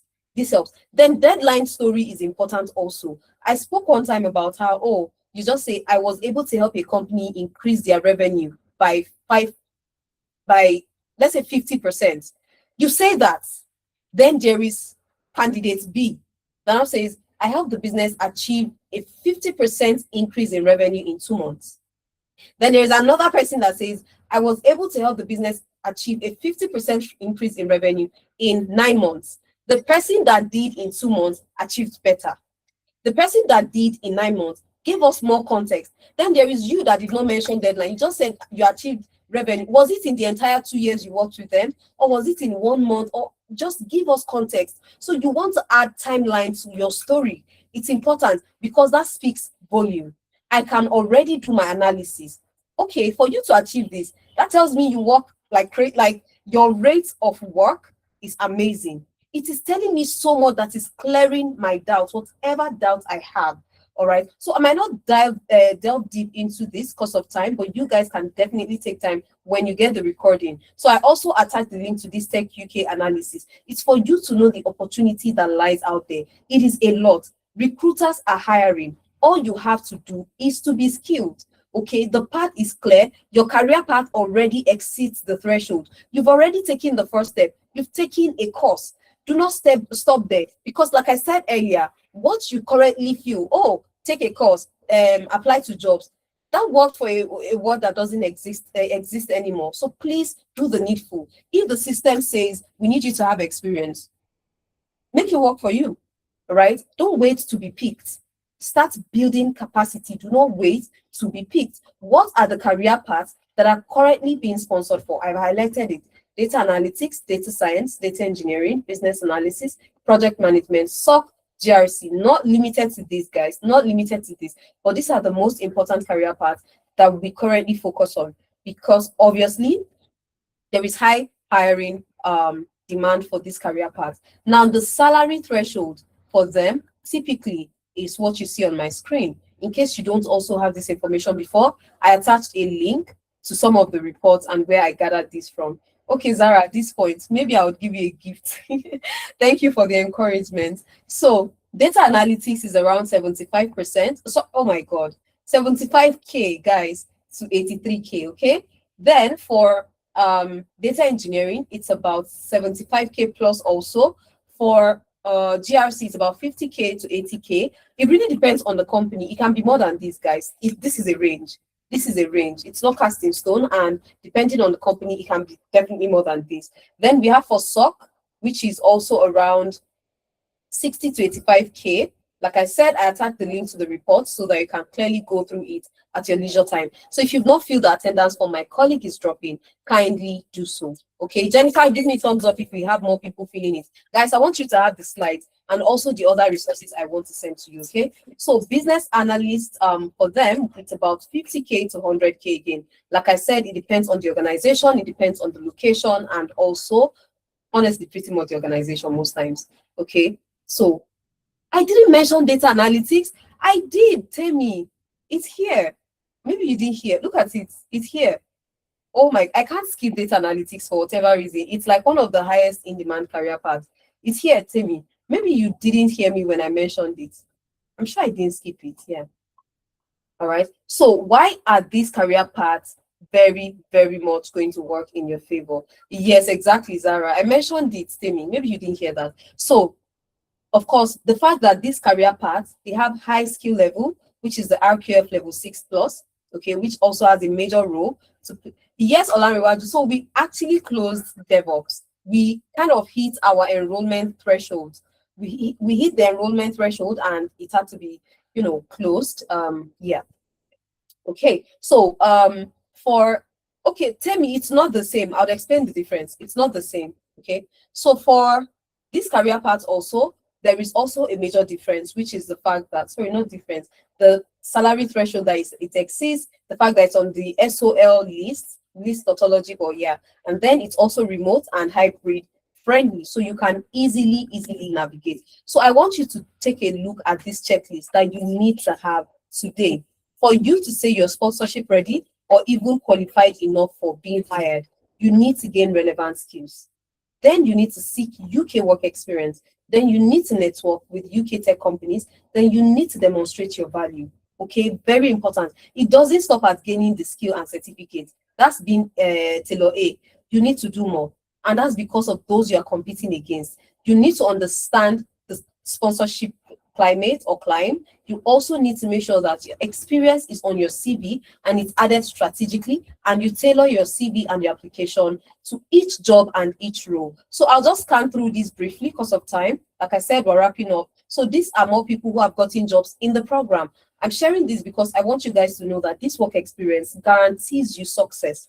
All right. The only thing we don't beat our chest to guarantee is the job. Do you know why? External factors that we cannot control. But do you know what I can guarantee you? That we will work with you until you get that job. And it's not that hard. It's not that hard because of the different strategies that we adopt to make it work in your favor. From personal experience, from seeing other people that I know personally, that I also admire, that have also won in this tech space, seeing the template that works for them and giving you that close proximity to people who have done it before, right? Who will guide you, hold your hand and support you, all right? That is exactly how we help. So I see that 40 plus people have filled this form. Like I said, we have 60 plus people. If you've not filled the attendance form, please, there is no way I can send it to you. So ensure that you fill the form so I can send you the slide. So another things that I've mentioned. So this is Judith. She got a job as a data analyst and she interned with us as a data analyst. You can see it clearly here, right? So she got the job in 3 months. Then there is another candidate who is Sandra Odushola Stevenson, who interned with us as a GRC analyst, and she got a job as a GRC analyst. So I'm going to show you guys something for Sandra and the process of her getting the job. I'm coming. I want to open the reference letter that we sent to her, and the email address. So let me show you guys my email real quick. I'm still with you guys, by the way. Okay. Yeah, so let's come to my email. We'll come to send. So I want to show you guys how we receive this information from. Yeah, let's come to send. Where is that? Okay, yeah.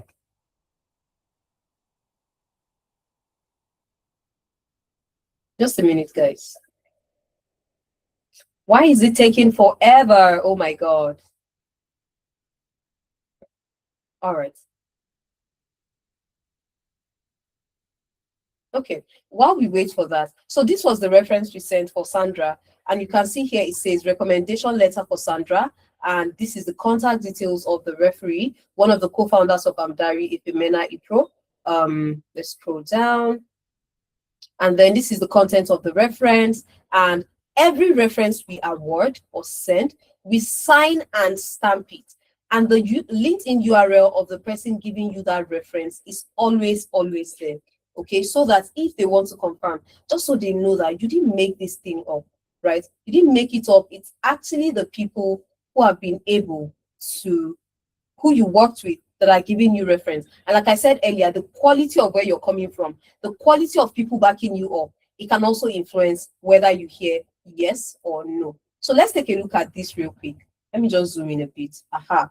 Yeah, it's fine like this. So this is it. It says reference request. It was forwarded to me by Ifemena, the other co-founder of Amdari. You can see this was forwarded 10th of September. Reference request, hello DPO. And they say, hi Ifemena, we have been passed your details by Sandra Odushola Stevenson. She has advised us that you will be able to provide a professional reference for us. Please, can you confirm details of her start and end dates of employment, her role title, any other details you want to provide? Okay, and also, sorry, yeah, and also, okay, that's all, and then thank you, of course, and everything else. And she says, Janai Nisim, director, hello DPO. Now, clearly looking at her LinkedIn, she's working with them now. So we support you through and through, and we give you the kind of backing and support that would guide you. Okay, yes, I'll take your questions shortly, Posum. So this is another person that got a job, and her name is Betty Opedadi. She interned as Information Technology Project Manager, got a job as the same job title with Hello, or rather Echoes IT Limited. So internship is another way to make sure that you don't just say, oh, I'm waiting for opportunity and all that. And clearly, James Nee, that's I think he's the founder of Adzuna. It's like a job platform. He mentioned something clearly also. Internships are always competitive, but this year with fewer spots available, it is even more intense than ever. That's why we build platforms like Amdari. Employers say, go gain experience, but they are not ready to even give you that chance for internship. We built Amdari to lower that barrier to entry and to make it easy for everybody to build experience. As long as you're ready, as long as you're committed to helping yourself and your career, we are ready to also work with you. So the internship system built to help you thrive is Amdari. And how it works is you come into the program, you get to build experience, get tailored employability, and also application support. So I'll explain clearly how it works. This is Amdari. You enroll and become this guy, a consultant, and then you work with this guy Mondays to Fridays, not 9 to 5, but a minimum of 1 hour per day. Twice that week, you guys would meet to have meetings twice. That meeting day and time is picked by you and your teammates, not Amdari, not your team lead, not this guy. No. Okay, you guys pick the 2 days a week and the time slot that works for you, and your team lead shows up and works with you guys based on what you all have picked. So just know that it's flexible. If you miss a meeting, even though you guys picked it, if you miss the meeting, there is a recording. If you don't like watching recordings, you can call your team lead and they can have a more closed door one-on-one with you. You will get to work on 5 projects or 6 projects in the course of your internship.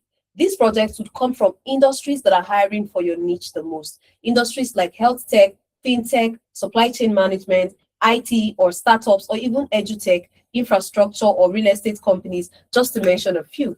These are some of the businesses that we have partnered with across the UK, US, and Canada to make it easy for our interns to secure jobs and build actual experience. Like I said, not made up experience. And on so many levels, Amdari work experience is not a simulation, because you would have an actual team. You would have actual stakeholder conversation. You'd have actual team leads. Nothing is fictitious. Nothing is hypothetical. Nothing is made up.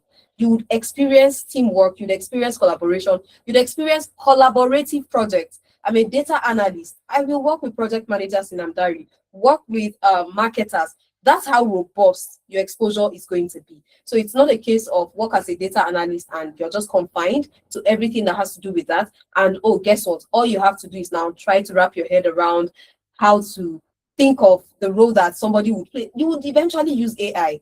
And that's no experience. That's already making it entirely simulation, right? So yeah. Then the other mentor you have is the employability expert.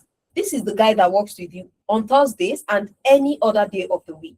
Okay, what they do with you is fix your CV, they revamp your CV, optimize your LinkedIn, and also help you navigate the job market. You see all the nuggets I've shared about, oh, applying, standing out, and all that. You have access to this type, right? And if you want to also reach out to me to have a more closed-door mentorship, I would give this as a gift to everybody on the call today who is able to secure their internship slots within the next 24 hours. Because the next cohort is starting next week, Saturday. Next, like in a week's time, the next cohort is starting. So it's like we're already closing the door to application. So you want to enroll and have a more closed door opportunity to also, get mentored by me or some of the amazing people at Amdari. You would have to secure your spot in 24 hours. Okay, I'll show you how. It's very easy and flexible, guys. Please stick around. Don't drop off this call. We are wrapping up and I'm taking everybody's question. If I don't take everybody and a question comes to your mind, there is a one-on-one every week, Mondays to Fridays. Just you to one of us, you to me, you to any of my colleagues, guaranteed. And if it's me you want to speak to, you also get that one-on-one. You also get that one-on-one, okay? So Ifeoluwa, one of my colleagues, is saying hi to you. Jennifer is saying hi. All right. So yes. So yes, moving on. So you get to have personalized CV revamp, LinkedIn optimization. And the beautiful part of this, guys, is automated job application, so that you're not stressing and applying too much. An intelligent job application that is automated, and that is CV Matchly. So you see that advice that they'll tell you, apply to 10 jobs, 20 jobs, 100 jobs in a week.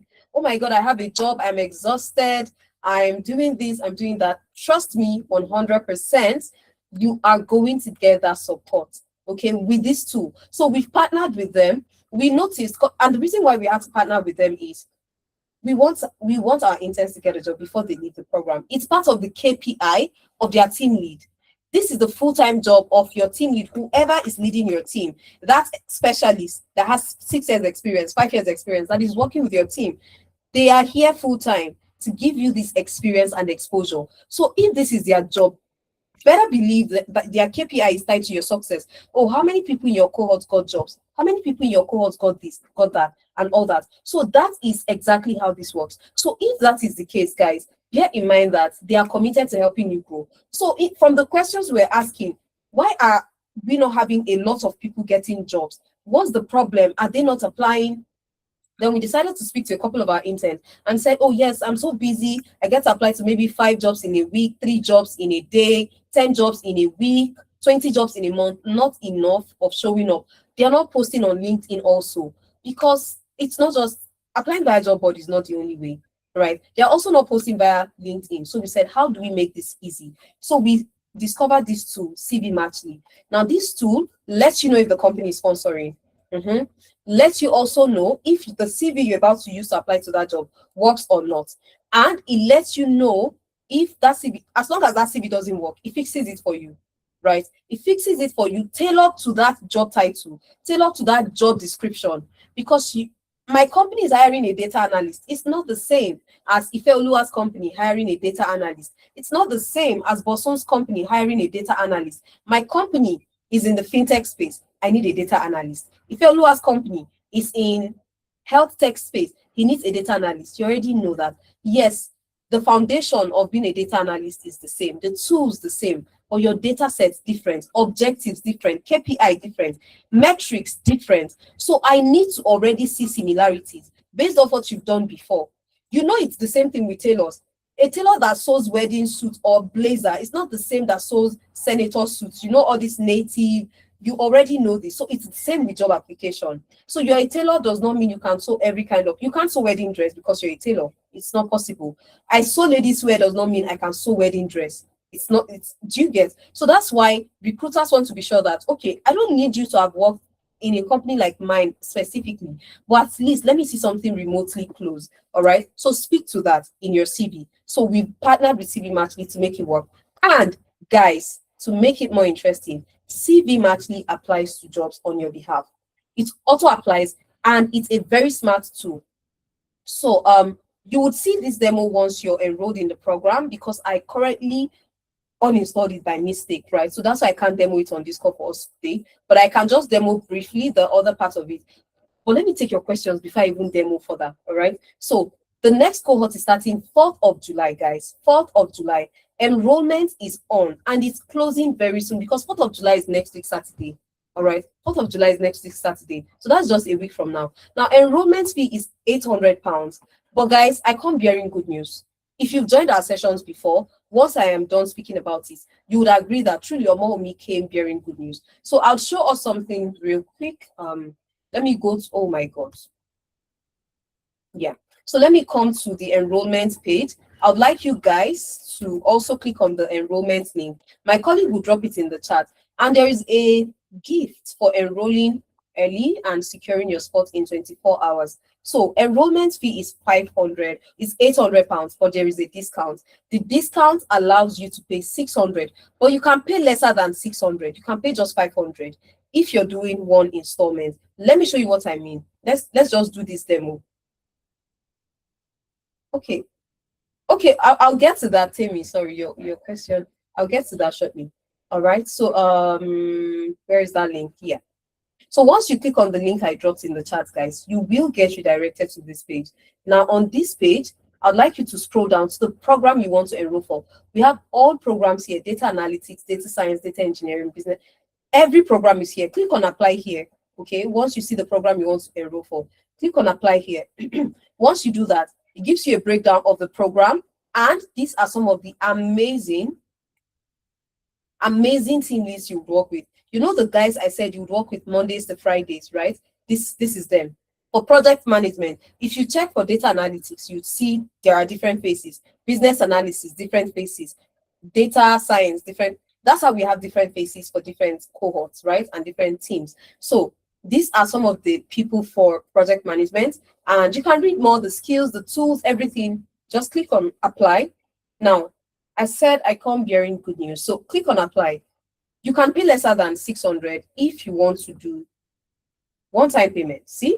But 600 is for 3-time payments, which is 200 today, 200 in a month's time, and 200 in 2 months' time. You're pretty much spreading your payments across 3 good months. Now, you want to even have a more flexible payment plan. You can work with this that allows you to pay £70 every week. So you secure your spot with £70 today. Next week, Saturday, next £70. In 2 Saturdays' time, another 70. So that's how you secure your spot. You pay that. And for that, it is £700. Okay. We make it very flexible for you. It's 10 installments. 10 installments for this. So if this is the one you want to go for, ensure you select it. If 3 installments is what you want to go for, select it. If full payment is what you want to go for, select this. This is made to make it easy for you to have options that will work for you. Okay, so that you don't have the issue of, oh, Omomi, I can't secure my spot now or anything like that. This has been broken down. Oh, I want to pay lesser. Let me just go with £500. Oh my God, I want something lesser. And yes, I have listened to Omomi. I trust everything she has said. I'm going with this. Or, oh yeah, I've done stuff like this before. This is what these people would say. I'm not sure Omomi is not making things up. I would want to verify. This is a zero risk promise, okay? And that is why if you pay £200 today, you'd already be a month in the program before your next installment. So if Omomi lied, if Omomi made things up, you will verify in 4 weeks. And that 4 weeks is when your payment would be due. So you would have had enough information to know if Omomi made things up or not. And then lastly, the weekly payment also falls under the same bracket. you would already know if this was made up or if truly Amdari delivers as they promise. And trust me, you will be blown away. I have no fear. I have no doubt that you will love this. Okay. So the next cohort starts in July, which is next week Saturday. You can select that. Oh, I want to start in August. I'm currently occupied. You can select August, but I promise you, we will always be busy. There's something I decided not to do 2 years ago, guys. It is right on my face now. I mean, in my face. It's right in my face right now. And I am busier than I was 2 years ago. Why did I not do it 2 years ago? Oh my God, I'm so swamped. I think I'll do this later, right? Let me just focus on my work and everything else. Work is busy. But I'm sure that as I go up the ladder, as I I would get less busy, and nope, I was kidding myself. So you won't get any less busier, guys. Just do it now. Just start now. So select the one that works for you. Everything is being explained, so you're fine. Which cohort, which payment plan, select it.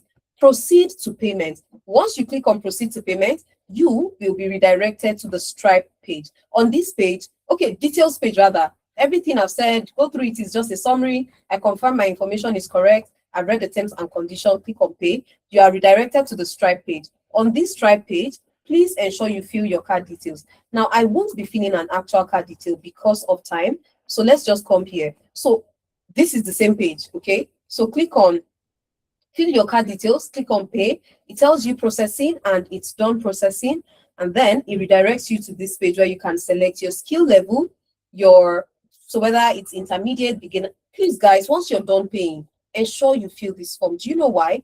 Because it is the enrollment form. This is how we send your internship onboarding form, your internship confirmation letter, rather, your job description for this role that you're coming into this internship for, your job description, your onboarding kit, the link to your WhatsApp group for your team lead's WhatsApp number and their email address, and that is support WhatsApp number. So in case you're facing any challenge, you can escalate, okay? And everything in between. Please fill this form. Then select your country of residence, your gender, how you found out about Amdari, what influenced your decision to join this program, and then which of our sessions influenced your decision. By virtue of being on this call with me today, please select job hunt session, because this session is the job hunt session, okay? So select the job hunt session from the drop down as the session of influence, and then click on complete profile and your enrollment. Now, then it tells you your payment is successful and it says go to dashboard. So click on go to dashboard and you are brought to this page. We've done something so great for everybody starting this internship. If you have a knowledge gap or a skill gap, oh, I didn't take this in my course, they didn't teach us this, they didn't cover that, don't worry. There are crash courses, and we also have the introductory stage of your internship, which is the week where you just cover every gap that you have, guided by a specialist. So you are not alone. For that 4 months, you are not working alone or in isolation. Okay, so please ensure you fill that enrollment form. Like I said, this is a zero risk promise. So the whole installment is to make it easy for you to secure your spot with the option that works for you. And you want to join my special VIP workshop, which is going to be like I said, it's a gift. And what I'm sharing there is the templates that work for me. This was me shooting my shots in the DM of a founder, and I got the job within 24 hours. This was me being headhunted on LinkedIn. And yes, I took this one that came in January. I didn't take this one because July, 6 months after I took the other one. Guys, why am I hopping this early, right? So I didn't take the second job, but a lot works. So you want to take advantage of this. Please ensure you secure your spot. We also have an amazing partnership with recruiters, so it brings you closer to that room where hiring decisions are made. Guys, I want to say a very big thank you to everybody who responded to me in the comments, everybody who dropped emojis, reactions. You guys don't know how this thing can be encouraging when we're speaking, and it's not like I'm speaking to myself. And I just know that these people are following, they're listening to me, right? So I really appreciate you guys for honestly engaging me and indulging. Especially, oh my gosh, special shout out to Zara before I bite my teeth. Thank you, Zara and Ife. You guys are giving me so much nice energy. I appreciate you guys. So let me read some comments in the chat, and I hope I have not missed all. But before I read comments in the chat, guys, please, I'll come to the comments in the chat. Please let me take Ufoma, and then I'll take Bosun, and then I'll take Zara, then I'll read the comments in the chat. Deal? Deal. Hi, Ufoma. Hello, Ufoma. Oh, Jennifer, maybe people can't Yeah, unmute yet.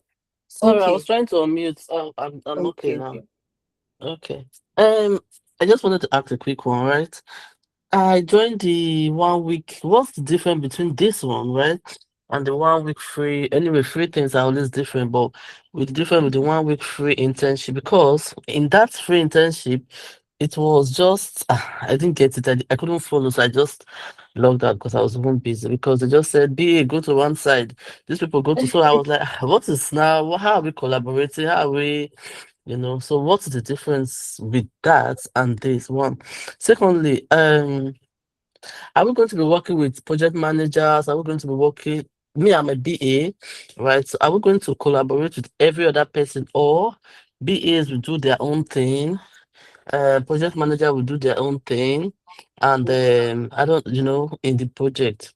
Thirdly, what kind of projects are we looking at? Because some of these projects in some of these cohorts are so generic rather, that they almost look like AI kind of generated project. So I have done a lot. I even did Amdari. Okay, thirdly, is there any waiver in terms of finance for those people that have done maybe Amdari or 10 analytics before and want to do this Yeah. um work experience thing? So is there any waiver for us? Okay. Thirdly, I don't know, maybe I would need to go and read about what you said, because you said a lot of information. I Yeah. understood some, I couldn't understand some. Are you saying that you do applications for us or with us? Are you saying that we'll be coached by somebody during the Yeah. program, or we will just be on our own doing our own thing? Because I feel like I need to join, but Yeah. I want to know before I commit myself into it again. Um, Thirdly, you talk about LinkedIn, Mm-hmm. right? So, Mm-hmm. are you going to, because yes, you gave a lot of promises, right? You're talking about LinkedIn. You're going to help with application. Not you in particular, but the group, right? Mm-hmm. In application, LinkedIn, and all of that. I hope it's real, right? I hope it's not because I've done a lot of, not like a lot of programs, but I've done some programs, and I end up asking myself, why did I do it? Why did Because you? it's really, Yeah. yeah, almost like I feel like I wasted my money, because there are some things that I can just go to YouTube and learn that I get to do in those programs. So what is going to be different in this work experience? I think I'm done. Let me not ask all the questions and Yeah, give other thank you very people time much to, for yeah. that, Oma. Yes. So it's possible I won't forget some of your questions because I didn't know that it would be a lot. I would have been noting some of them down. Just But in it. yeah. So the So first one, is what's there any the waiver difference? for 10 Yeah, people no, that I have done remember. the, I yeah. remember. Yeah. So Okay. what's the Mhm. difference between this and the 1 week free internship? Number one, the duration. Number two, Okay. what you would cover. 1 week is 1 week. 4 months, of course, you cover 5 projects. 4 months is the real deal. 4 months is where you get everything I've been saying, which your next question came also regarding, oh, is it that you guys will be supported for the job application or it will be done for you, everything like that. It will not be done for you. You will be supported. You won't do it alone, right? You'll be guided. Then there is an AI tool, CV Matchly, that helps you auto apply to jobs. You will be guided on how to use it. You won't figure it out alone. So you are not in this program to figure things out alone or to navigate things on your own. No. Okay. You are going to definitely be guided. The job application part, we made it automatic or automated rather also, so that it's easy for you to be able to apply to multiple jobs, not aimlessly, not spraying and praying, but strategically. So it's still not, the fact that it's auto applying for you does not mean it's random. That's why I said there is a proper demo for that. But the only thing with that platform is there is limited slots because it's a partnership. Their platform is expensive. So it's a partnership, and we were able to secure that slot for about 40 interns, and we have about 10 more slots because 30 is already filled. So we have about 10 more slots for those who want to take the remaining 10 slots. So that's why I said for people on the call today, securing your spots within the next 24 hours can be a sure way to guarantee that you get to use CV Maxley for free for 3 months. All right. And of course, you can use it when you start applying to jobs actively so that you use it when you need it, right? Not, oh, start using it because you started the program. Remember, you only start applying to jobs in your 6th week in the program, not after you're done or not immediately you start. 6th week, because you would have worked on 2 projects. We would have fixed your CV for you, fixed your LinkedIn. And I understand, I also hear your fear where you said, oh, because some of these programs, they'll tell you they'll do this, and then you come in and it's like fluke or it's just a lie, they made it up. That's why I said it's zero risk promise. Even if you decide to say, oh, let me pay the £500 because I get to pay less and I get to have, everything, right? But, oh, I'm doubting everything Omomi is saying. Let me go with installments. You can go with installments. Okay, you can go with installments. This would help you verify everything that I have said, if it's true or if I'm making it up. And you can easily see that, okay, I can actually continue with this. And then you continue and then you continue. So everything we promise, we don't make it up and we just don't say it so that you would do this with us. If we do that, you won't recommend people. And trust me, Amdari has a lot of referred people. So you won't recommend people, you won't even finish it, and you won't bother completing your payments, and you're not obligated to complete your payments if you don't complete the program, right? So we don't just make things up. You are properly guided, you're properly supported. Everything I've mentioned on this call today is exactly what you get in the program. So you have nothing to worry about, but it's okay if you still have your fear. That's why the installments exist. So that at least to a large extent, you can say, okay, at least I'll verify everything Omomi said in a month before my next payment. So I would know if I'm doing this with them or not, right? So did I cover all your questions, please? The last question was, do we have any discount for those that had done like the analytics program before? Or Okay, yes, there is a discount, but it will be waived on your last installment. So you can secure your spot, and please, in the form, just write that form that you'll be filling. Just write it that you're coming from Tenalytics. Definitely, it will be waived on your last installment if you go for installment payment. But if you do full payment, we would, whatever it is that is waived off, it will be sent to you. So whichever one. But yeah. but with the waiver, will I know the waiver or just? You will know, yes. Finance team will Okay, communicate that. You will get an okay, email okay, from finance, yes. okay. Thank you so much. Welcome. So I'll drop the enrollment link. But Abraham, I saw your message and we will send the enrollment link to your email address. Okay, so I think my colleague already acknowledged your message in the chat. But yeah, we're going to send it to your email address. But for everyone else, please ensure you fill the form as you're securing your spot, okay? Because I see some enrollments coming in already, but not everybody has filled the form. So as you're securing your spot, please make sure you're filling the form. So I just dropped the link.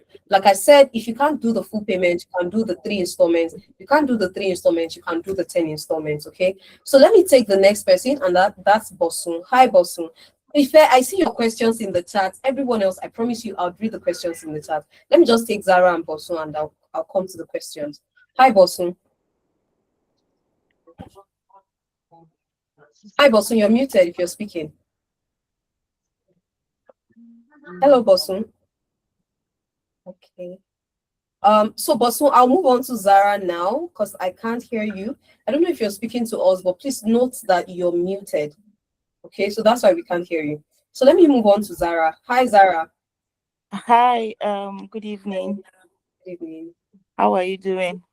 Very well, thank you. Yeah, You made it better, by the way, but yeah. Yes, thank you so much for taking your time to, explain everything about Amdari. I've been receiving emails and all that, and today I was like, I will not miss this session, and truly I've gained a lot. And the clarity to for me that I am a novice in the tech, I really want to change career from, living in the UK and you're working in the health sector in care, and I want to change. So I'm coming as a tabula rasa, to learn tech. So you've given a lot of clarity. And one of the amazing things for me here is because of the mentorship. I mean, there's nobody that can succeed actually if he or she does not have real solid foundation of mentoring. And so I have a question now coming from, as a beginner, I really want to understand. My background is, apart from being in the care sector, I read economics, so I understand what data is, but I just want to know the difference between data analytics and business analytics, and which one will you advise, if also there's like a guide that you will put me through to which one will be better for me to go into. And then if I join this internship, and will there be certification of any sort or something? And then how much is the duration? How long, sorry, is the internship going to last? Yeah. All right. Thank you very much for that. So I'll take it from bottom up, since I think I've forgotten the first one.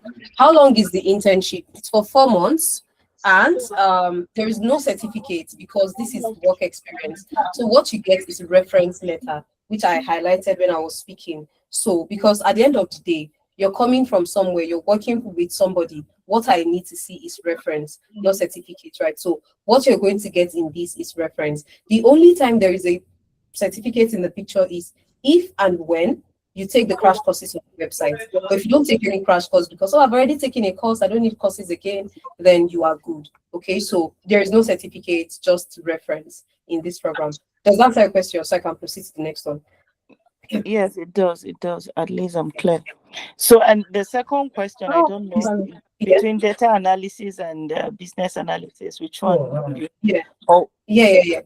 Yes, I actually remember that question. So the difference now, both career paths, they have a part where they overlap, and that's the part where they use information to drive business decisions, right? But data analytics majorly focuses on Your right technical. shoulder. Your right shoulder.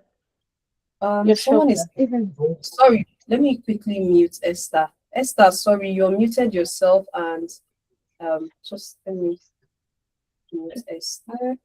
Okay, I think it's done. Yeah. So as I was saying, right, they have an aspect where they overlap, and that's the decision-making part where the information they get is used to drive that. Okay, but for data analytics, the focus is on technical processing of historical numbers, whereas business analysis focuses on process improvement, requirement gathering, and aligning business strategy with operational goals. I'll explain what I mean. So I always say something, where the job of a data analyst ends, that's where that of a business analyst starts. Because whatever you're doing as a data analyst to improve decision making or to drive decision making or to improve revenue, reduce costs, reduce churn, whatever it is you're doing, you are making a recommendation with that insight. The whole essence of your insight is for you to give them advice, to give the business advice, to give the stakeholders advice based off historical data, patterns that you've recognized or you've seen, so that they get to either replicate what has worked or ditch what is affecting them. Now, when you make that recommendation, somebody has to implement, or some people have to implement. Now, whoever these guys implementing are, whatever your recommendation is, somebody has to like oversee it. Somebody has to own the entire process. That's the business analyst in most cases. Right? Imagine you say, oh, the reason why we have so much on the website is because the checkout process is too bulky, right? Imagine going through 5 steps, step checkout. Can we shrink it into 2? That's your recommendation. The people that would implement this is the business analyst. They speak to the engineering team. The project manager cannot be the one managing that project, but the business analyst lets them know that, oh, guys, we have to shrink these checkout stages from 5 to 2 because people are dropping off. At this point, at this information point, they're dropping off.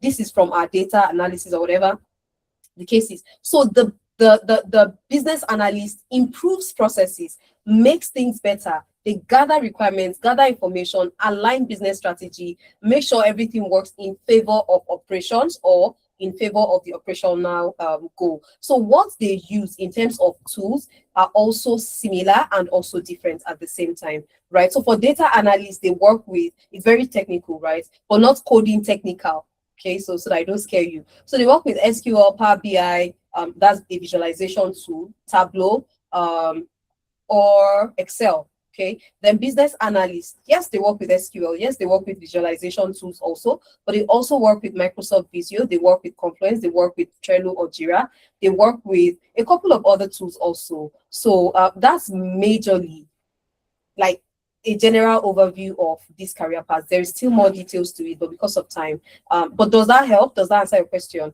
Yeah, very well. And then again, And just to summarize, as a business analyst, you would get to be a leader, but as a data analyst, not necessarily, you know. So okay. yeah.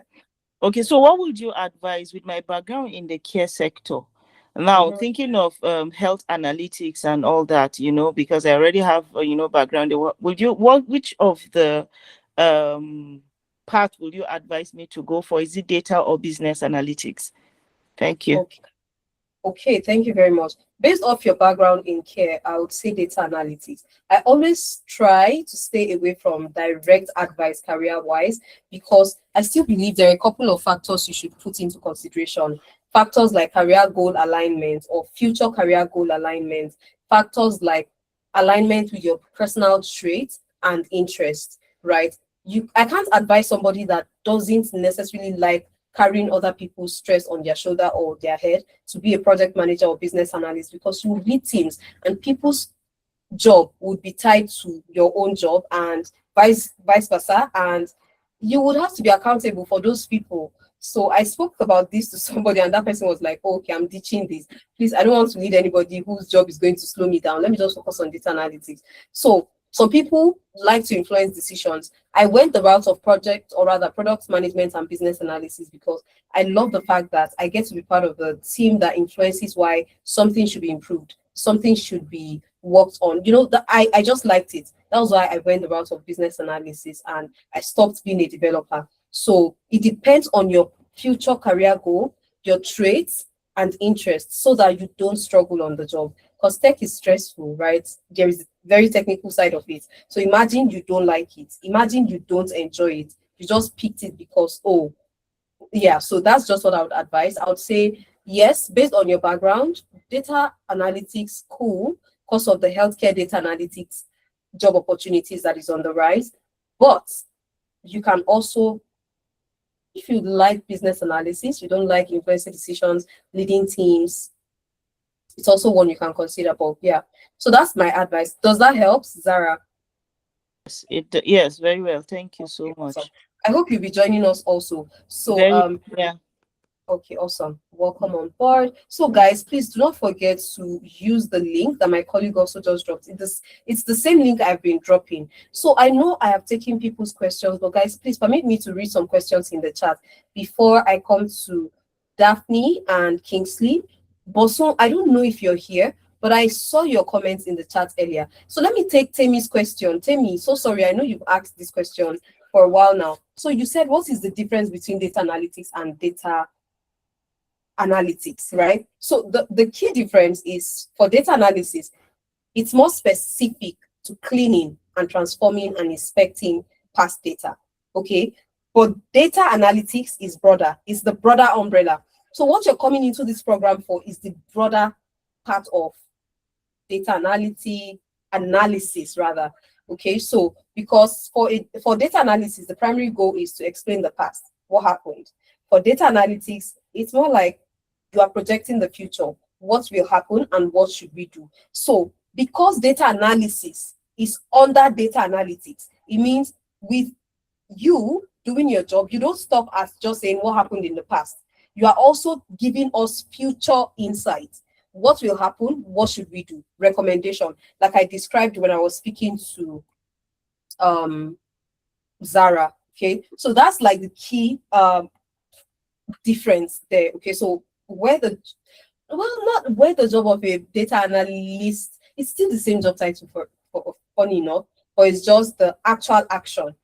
Are you doing analysis or you're doing analytics? Analytics covers everything. Analysis just pretty much the past data without really speaking into what they should do, how they should do it, or anything like that. So it's just, so for analysis, just see it as a subset. Okay, so just see it as a subset, while analytics, see it as the overarching field. It encompasses everything else. So I hope this answers your question, Temi. because I'll be moving on to the next. So I'm coming down from Timmy's question.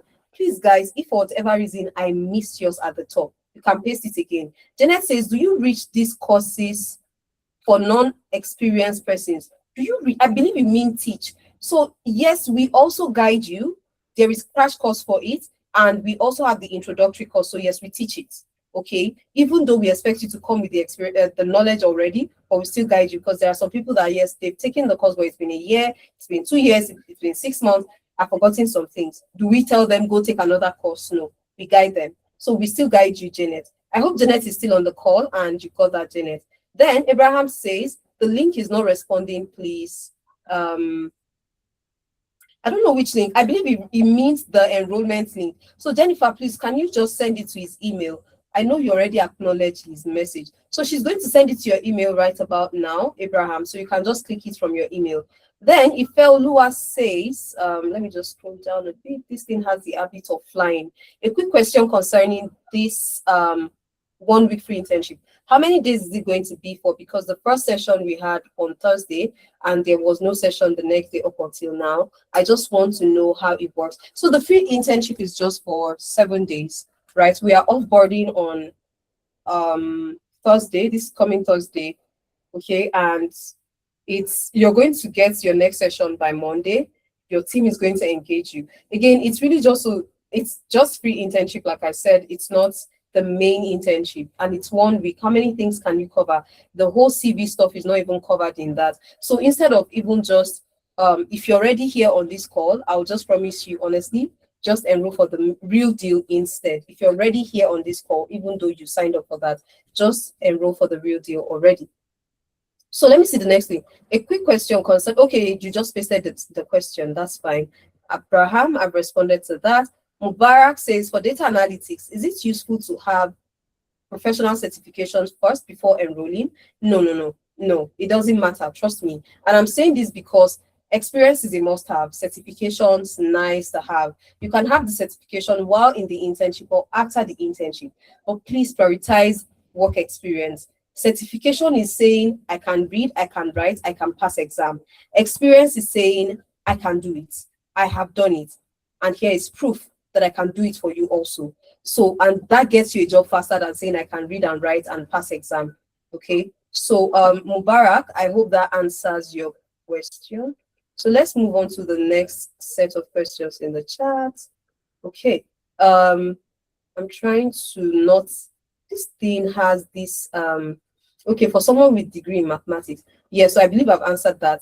Okay, awesome. Yeah, Debsy says I already have an MSc in data analytics, so my main goal is to secure data analytics role and ideally sponsorship if possible. Great. Would this program still be suitable for someone with my background? Perfect for somebody like you, designed for somebody like you. Okay, also, are the projects based on real business problems? Yes, they are, from actual companies across. I displayed them on my screen when I was sharing my screen earlier. So they are not made up, hypothetical. No, not at all. Also, yeah, I've answered that. Or are they simulated? No, they are not simulated case studies across different industries. No, they are not simulated. Okay, so I believe that answers your question. So just give me thumbs up if you're still on the call and I answered that. So oh my God, if I kept pasting, I thought if I had so many questions. So moving on to Beloved. Okay, thank you, Debsy. Beloved says, please, is there like a one-on-one session to help in making a final decision? Yes, Monday to Friday. Jennifer, please, can you drop the one-on-one link? So Beloved, please just click on the one-on-one link to book any day of the week that works for you, any day and any time. It's a 30-minute one-on-one and you get to speak to us there. One-on-one, just you on the call, not a group call, okay? So please just use the link and enroll. And speak to us one-on-one, sorry. So Janet says, I'm sorry, I took a bathroom break and missed your reply. Oh, okay. I'll have to go read your message again. I'm enrolling for August set, definitely. Amazing, Daniel Ife. We look forward to having you in the program. So guys, please, like I said, and this discount of 600 and all that is only for this weekend, guys. So if you'd like to secure your spot, ensure you use the discount. So thankfully, I have attended to everybody's question. So I just want to read Janet's question again and see. Okay, do you teach these courses or for Non-experienced person. So Janet, I said yes, that in case you don't have the background knowledge, we have introductory courses and crash courses, and it covers everything like that. So yes, you would be taught, guided, and supported.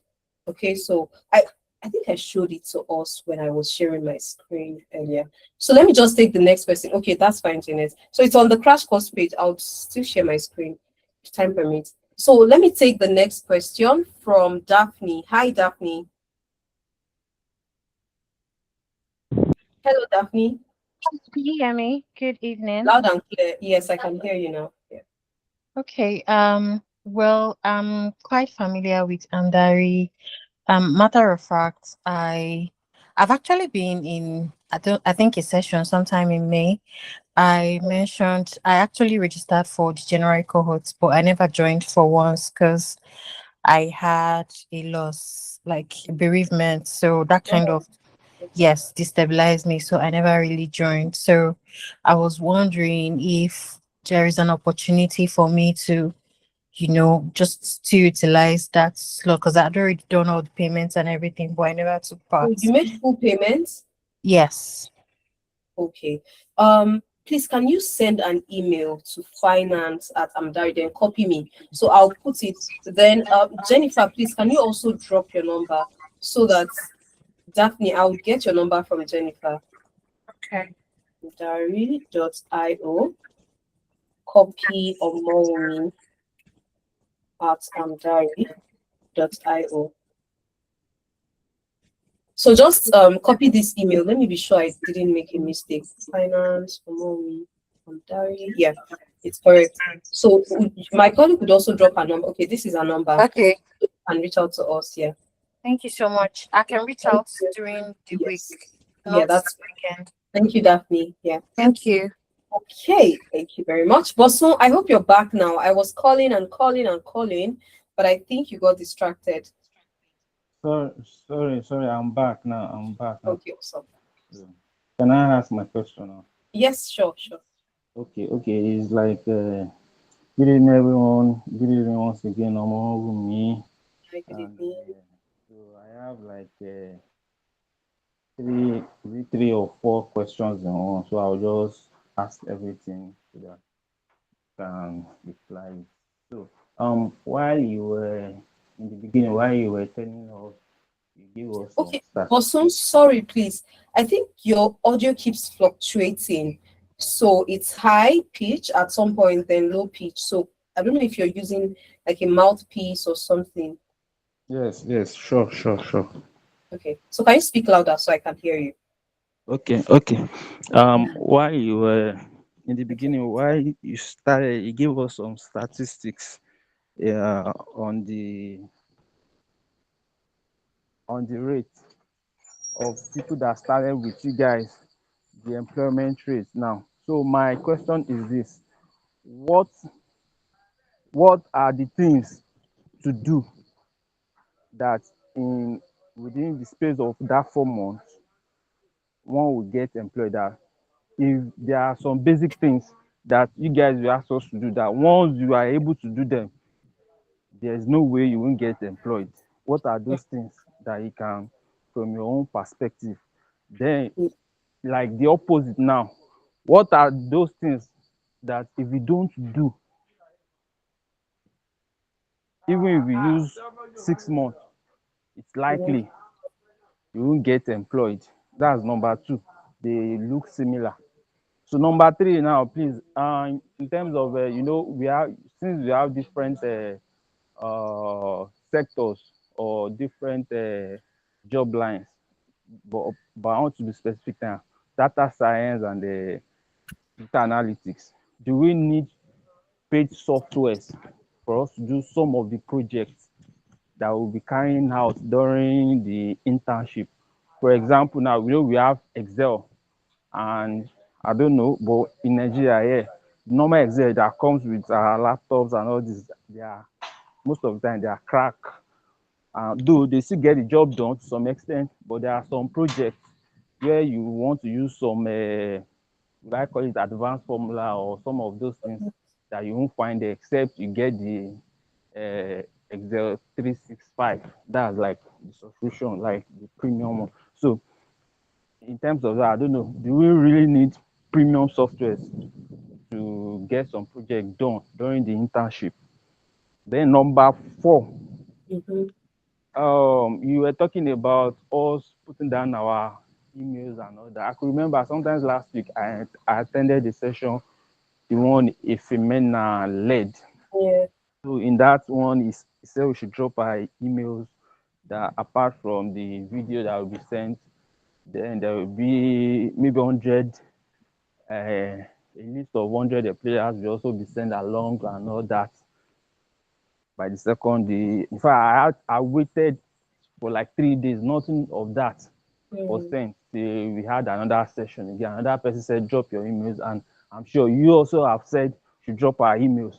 Now I know that, okay, I have your YouTube channel. Even if you don't send the video stuff, I still go to that YouTube channel to go and see the latest record. Even if I attend the session, I'll still go there. And but then those lists or those things that comes with the video, that comes with the recorded video, please, once you say we'll get those things, let it be included. Because sometimes some of these your colleagues now, they say, okay, we'll get it, but at the end of the day, we'll drop everything, we'll drop our email and all that, we won't get those things. As we just get the list of we just get the link to the video. That's all we get. But the other this that are like this one that you are saying now, it won't come with it. Please kindly take notes. Then the sponsor too. When you were talking about your own particular story, I wanted to ask, is it that you said you once worked with the employer, and it was the 7th month that the employer decided to sponsor you? Were you working remotely with the employer before the employer decided to sponsor you, or you were on a what was this visa? I don't know. Please, can you clarify that one better? He said it was the 7th month. Yeah. On what visa? Was it the post-study visa you were on? Yeah. For some of us that are not opportune to study, talk less of getting a post-study visa in Nigeria presently, or maybe in other part of the country that are not on post-study visa. What is the probability of getting remote jobs, or those people, or those set of employers? Okay, fine, they know that you are capable, your skills and everything. Yeah. The remote aspect too. Awesome. Then, thank you very much. Okay, do you have more questions? Let's leave it like that, please. Yeah. Yes. Okay. Thank you. I'm sure most people will still benefit from the questions you've asked, because it's actually quite a lot. I had to note the first 3 down, but I remember. So I'll start from the last thing you said. Me, the employer, did I work with them remotely? I did not work with them physically. I worked with them remotely for 7 months, right? And the whole relocation sponsorship happened after I had worked with them, and I had shown them, of course, first-hand value. On everything I was doing that period was just to even increase my pay, right? And to go from entry level to at least a more serious role in the company. I had no idea to come with all that and sponsorship. So it was mind-blowing. I was in my parents' house. I wasn't chasing much. I wasn't chasing anything, but one thing I did was just to aim for a company that was going to stretch me. It was that company was a big deal, and the caliber, the kind of people I met there, the friends, it was amazing. So trust me getting this kind of opportunity from there isn't necessarily far-fetched, because I had aimed to work with that kind of high standard company. So that was where the whole stuff came from first. That's why I said, yeah, you're not targeting a company for sponsorship immediately does not mean you shouldn't look if they can sponsor you. Look if they can sponsor, but don't necessarily say, oh, if they don't sponsor me right now, all deal is broken. No, sometimes you want to get your leg in the door, show them value, deliver value, and then it's easy for them to trust you from there. So that's it on that. Did I answer that question? Because I want to read your other. Yes, Did I answer yes. exactly? Okay. So you now said, oh, Will there be premium software for this internship? If yes, how do we navigate it? Yes, there are premium softwares, and yes, your team lead sorts it for you. So you guys can, amazing, welcome on board, Sarah. So you guys can easily, okay, navigate towards using it together. So yes, there are premium softwares, and your team lead covers everything that has to do with you using it. So you have nothing to worry if the software is going to be premium access needed or not. Does that answer your question before I move on to the next? Yeah, sure. Thank you. All right. So welcome on board, Zara. Nice to have you. And I hope you fill the enrollment form. Let me check. Is it I've not? Okay. I've seen you. Oh, awesome. I've seen, yeah. So please, for everyone else, ensure you fill the enrollment form also as you secure your spot. Thank you very much. So your next question, what do the people that get the job, what do they do? Or what should you do if you want to get the job? And what should you not do if you want to get the job? Something around that. So yeah. So based off people that have gotten the job, they show up. They are consistent. Their competition is not, oh, the other people in the program. It is the people who are definitely, or rather, it's the consistency. Are you showing up? Oh, I'm busy, I'm this. Are you applying to jobs? Like I said earlier, we spoke to our interns. Why are you guys not applying to jobs? Oh, it's work. Oh, it's this. We went to the extent of partnering with CV Matching to make it easy for more people to apply so that there will be no excuses again. So what is the common success factor that I have seen, or the trait or the pattern in people that have gotten the job? They show up. Not just that, they apply consistently. Not just that, they don't leverage job boards alone. That's one thing I will promise you, Bosun. They don't apply via job boards alone. I don't know why I didn't put this on my slide. One of our interns got a job via LinkedIn 2 weeks ago, and she shared it with her team lead. Hi, Joy, I got a job. The recruiter reached out to me on LinkedIn, said she like, what's the role? Forensic security or something. It's in cyber security, SOC, but the job title is forensic something. And he was headhunted from LinkedIn. That's one. There is one of the people I'm mentoring in this program. I don't mentor a lot of people, just a few. And he literally sent me a message last week that, hi, Omoumi, I got a DM from a recruiter. Please, I need to work with you so that you can prepare me to know what to tell him, because we're having an interview next week. So we had that conversation last week. He sent me another one now. The jobs exist on LinkedIn. You cannot not show up on LinkedIn. I don't know why people don't, they feel like maybe you're making it sound too good to be true or something. But no, I'm not speaking from our intern's point of view alone. This is even me. I have personally experienced it. I used to show up so actively on LinkedIn that year, and after I got the job, I got busy and I stopped posting. And then I remember one of my colleagues and friends reached out and said, once you don't get job from LinkedIn like this, you will just disappear. Like, that was literally what he said. Until you need another job, now can't they post? That was how and it was quite funny. I have gotten 2 job opportunities from LinkedIn and multiple headhunters. Multiple. How many jobs can I do, really? Right? How many jobs can I really do? So it exists. So one thing that works for them is how they show up. The people that don't get the job at all in the program, the difference is they don't show up consistently. Okay, they don't show up consistently, and they also are not active in the program, and they only rely on job board. And you can't rely on job board alone. For me, all the jobs I've gotten in tech, this is the journey. This is the first one. This was after my internship. This one after my internship. No, 4 months into my internship. Sorry, 4 months into my internship. This one. Okay. Now this one I took January. I didn't take this, like I said, because I was just 6 months into this other one, so I could not hop that early. So this one that I got, they sent me the DM. Coaching, like I mentioned. Then after this job, guys, every other job has been simply through recommendation from the people I worked with to the other person I worked with, and it's just recommendation after recommendation. So what am I trying to say?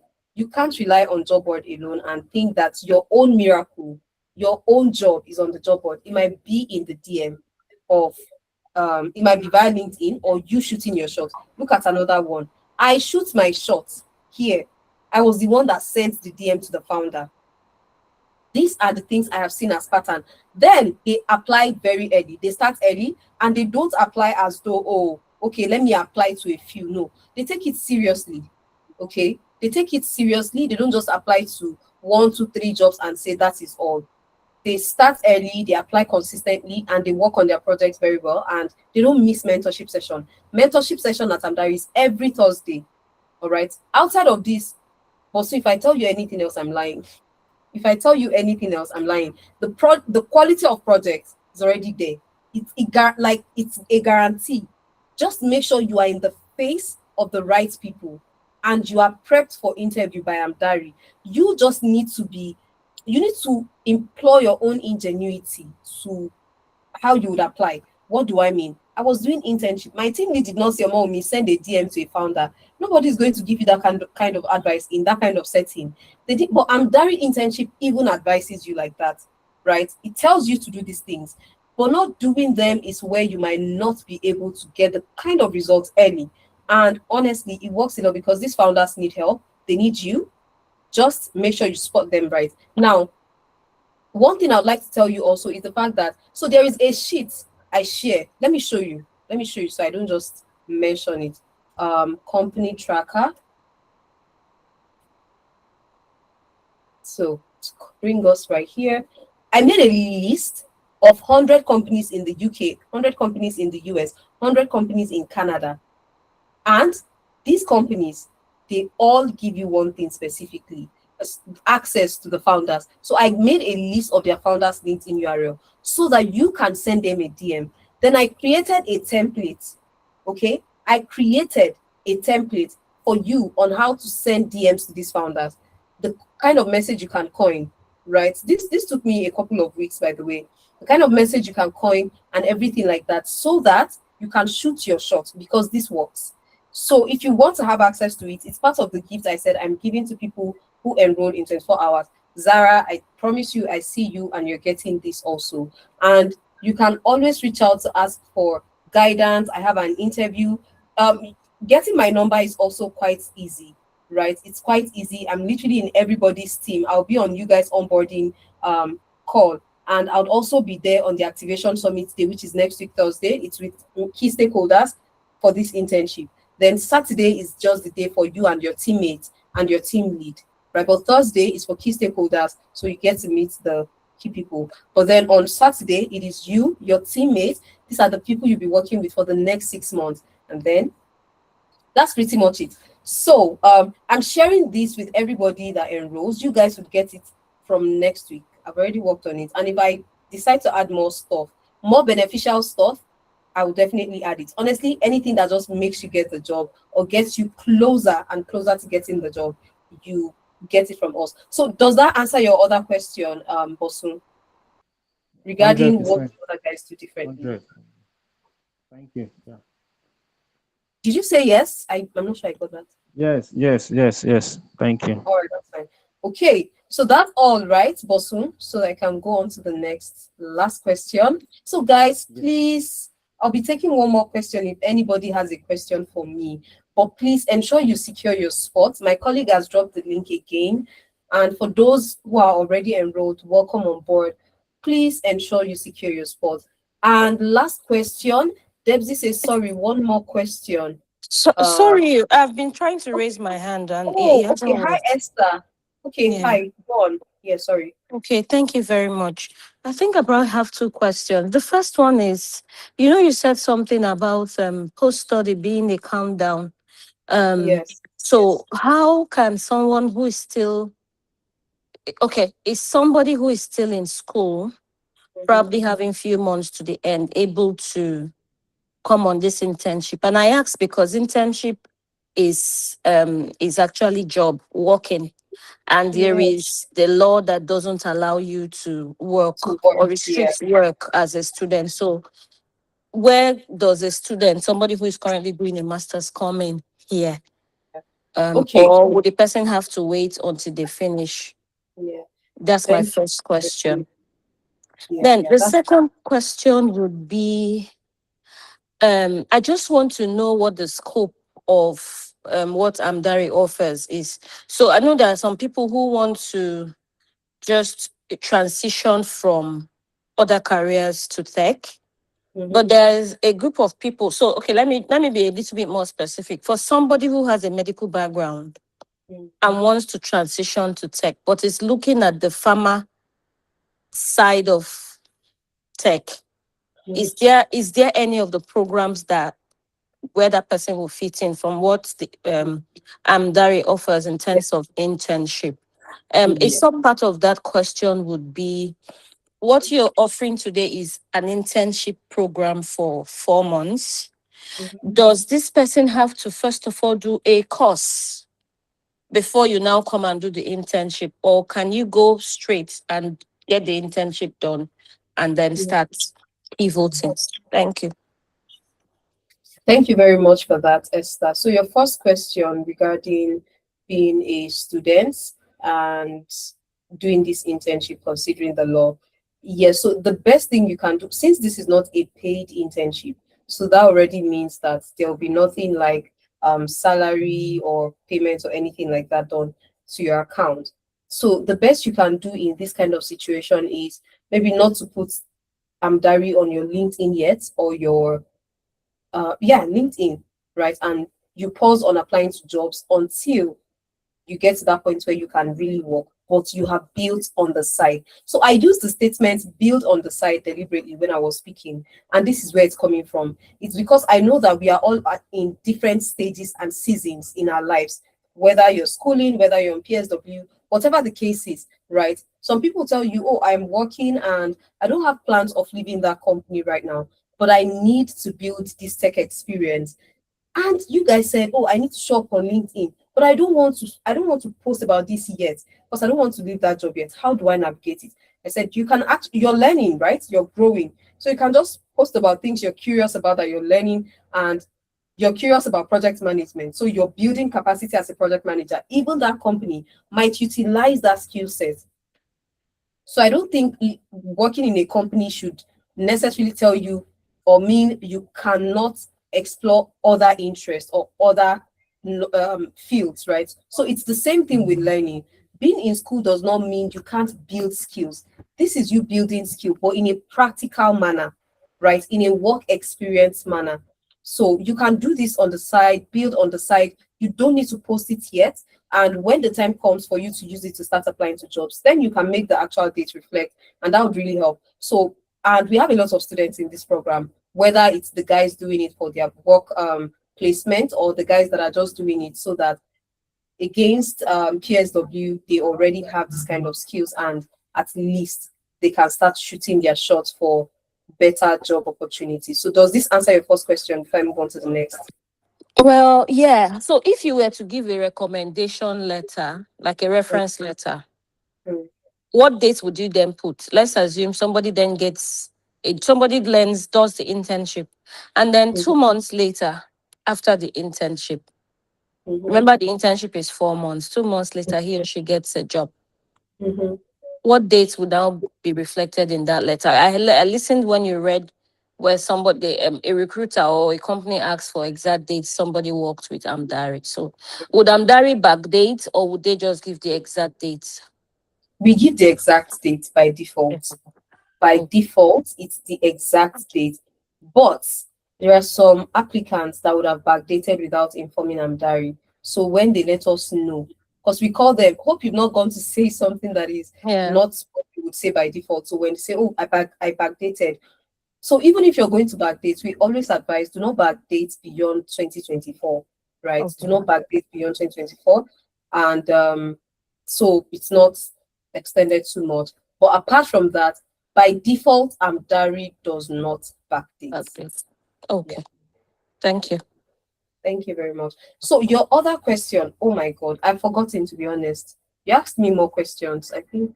Okay, so I said that there's a mention of the different fields that that Amdari is offering for people to intern in: data, project management, product. Now, there are people who want to pivot. They're not necessarily transitioning exactly. So somebody that has a medical background, You have maybe studied, you're a doctor or a pharmacist or a nurse, and you want to go into the tech side of things, but you want to go through farm tech. Is there, which of the programs would be useful or fit for that kind of person? Yes, so I would say data analytics, right? The reason why I would say data analytics is because first we have healthcare data sets. We have healthcare data projects also, and we partner with um, um, companies in the medical space, whether it's health tech or it's a standard just healthcare firm or something. So you'd work on projects from there. So it's not limited to data analytics internship, by the way. Even project managers, even business analysts, they get exposed to projects from the healthcare space because the job opportunity, in fact, for data analyst, there is a job title now, healthcare data analyst or health tech data analyst. So data analytics is the one I would by default just mention or recommend to you because of the projects coming from there also. Okay, thank you. Yeah. All right, thank you very much, Esther, for your question. So guys, last question of the day, and that's because Debs already typed it, but thank you so much guys for being very patient. One more question, please. Are these projects for actual external clients or they are internal Amdari? No, they are not internal Amdari projects. I actually responded to this when someone asked earlier. They are external projects from our clients, right? Not business partners, but project partners, because they know what Amdari is doing. They know why Amdari is here. So we reach out to them and we strike some, conversations to help us assign real projects to our interns. So guys, I want to say a very big thank you to you all for your patience on the call and for sticking around and staying up until this point with me. I've had so much fun speaking to you all, and I hope and believe that this has been worth your while also, and you guys had so much fun because it's 2 hours 30 minutes. I know that wasn't the intention, but I'm glad that you guys were patient and you stayed. And for everyone who is on board, thank you so much. Thank you, Zara, for always cheering. I appreciate you. Thank you, everybody. Please ensure you secure your spot if you're yet to, and ensure you fill the attendance form. And for the drop down, ensure you select job hunt as the session you joined and you made your decision. Thank you all so much. Have a pleasant and amazing weekend. You can have fun watching your favorite movie or any movie that you've maybe added to your watch list in the last couple of weeks.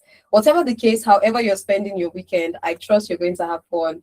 And please share the video. You mean this video, right? Nan. So it's going to be sent to your email. Guys, please, if you don't see it in your email, check your spam folder. We always send it. Because I think Bosu mentioned it while speaking earlier.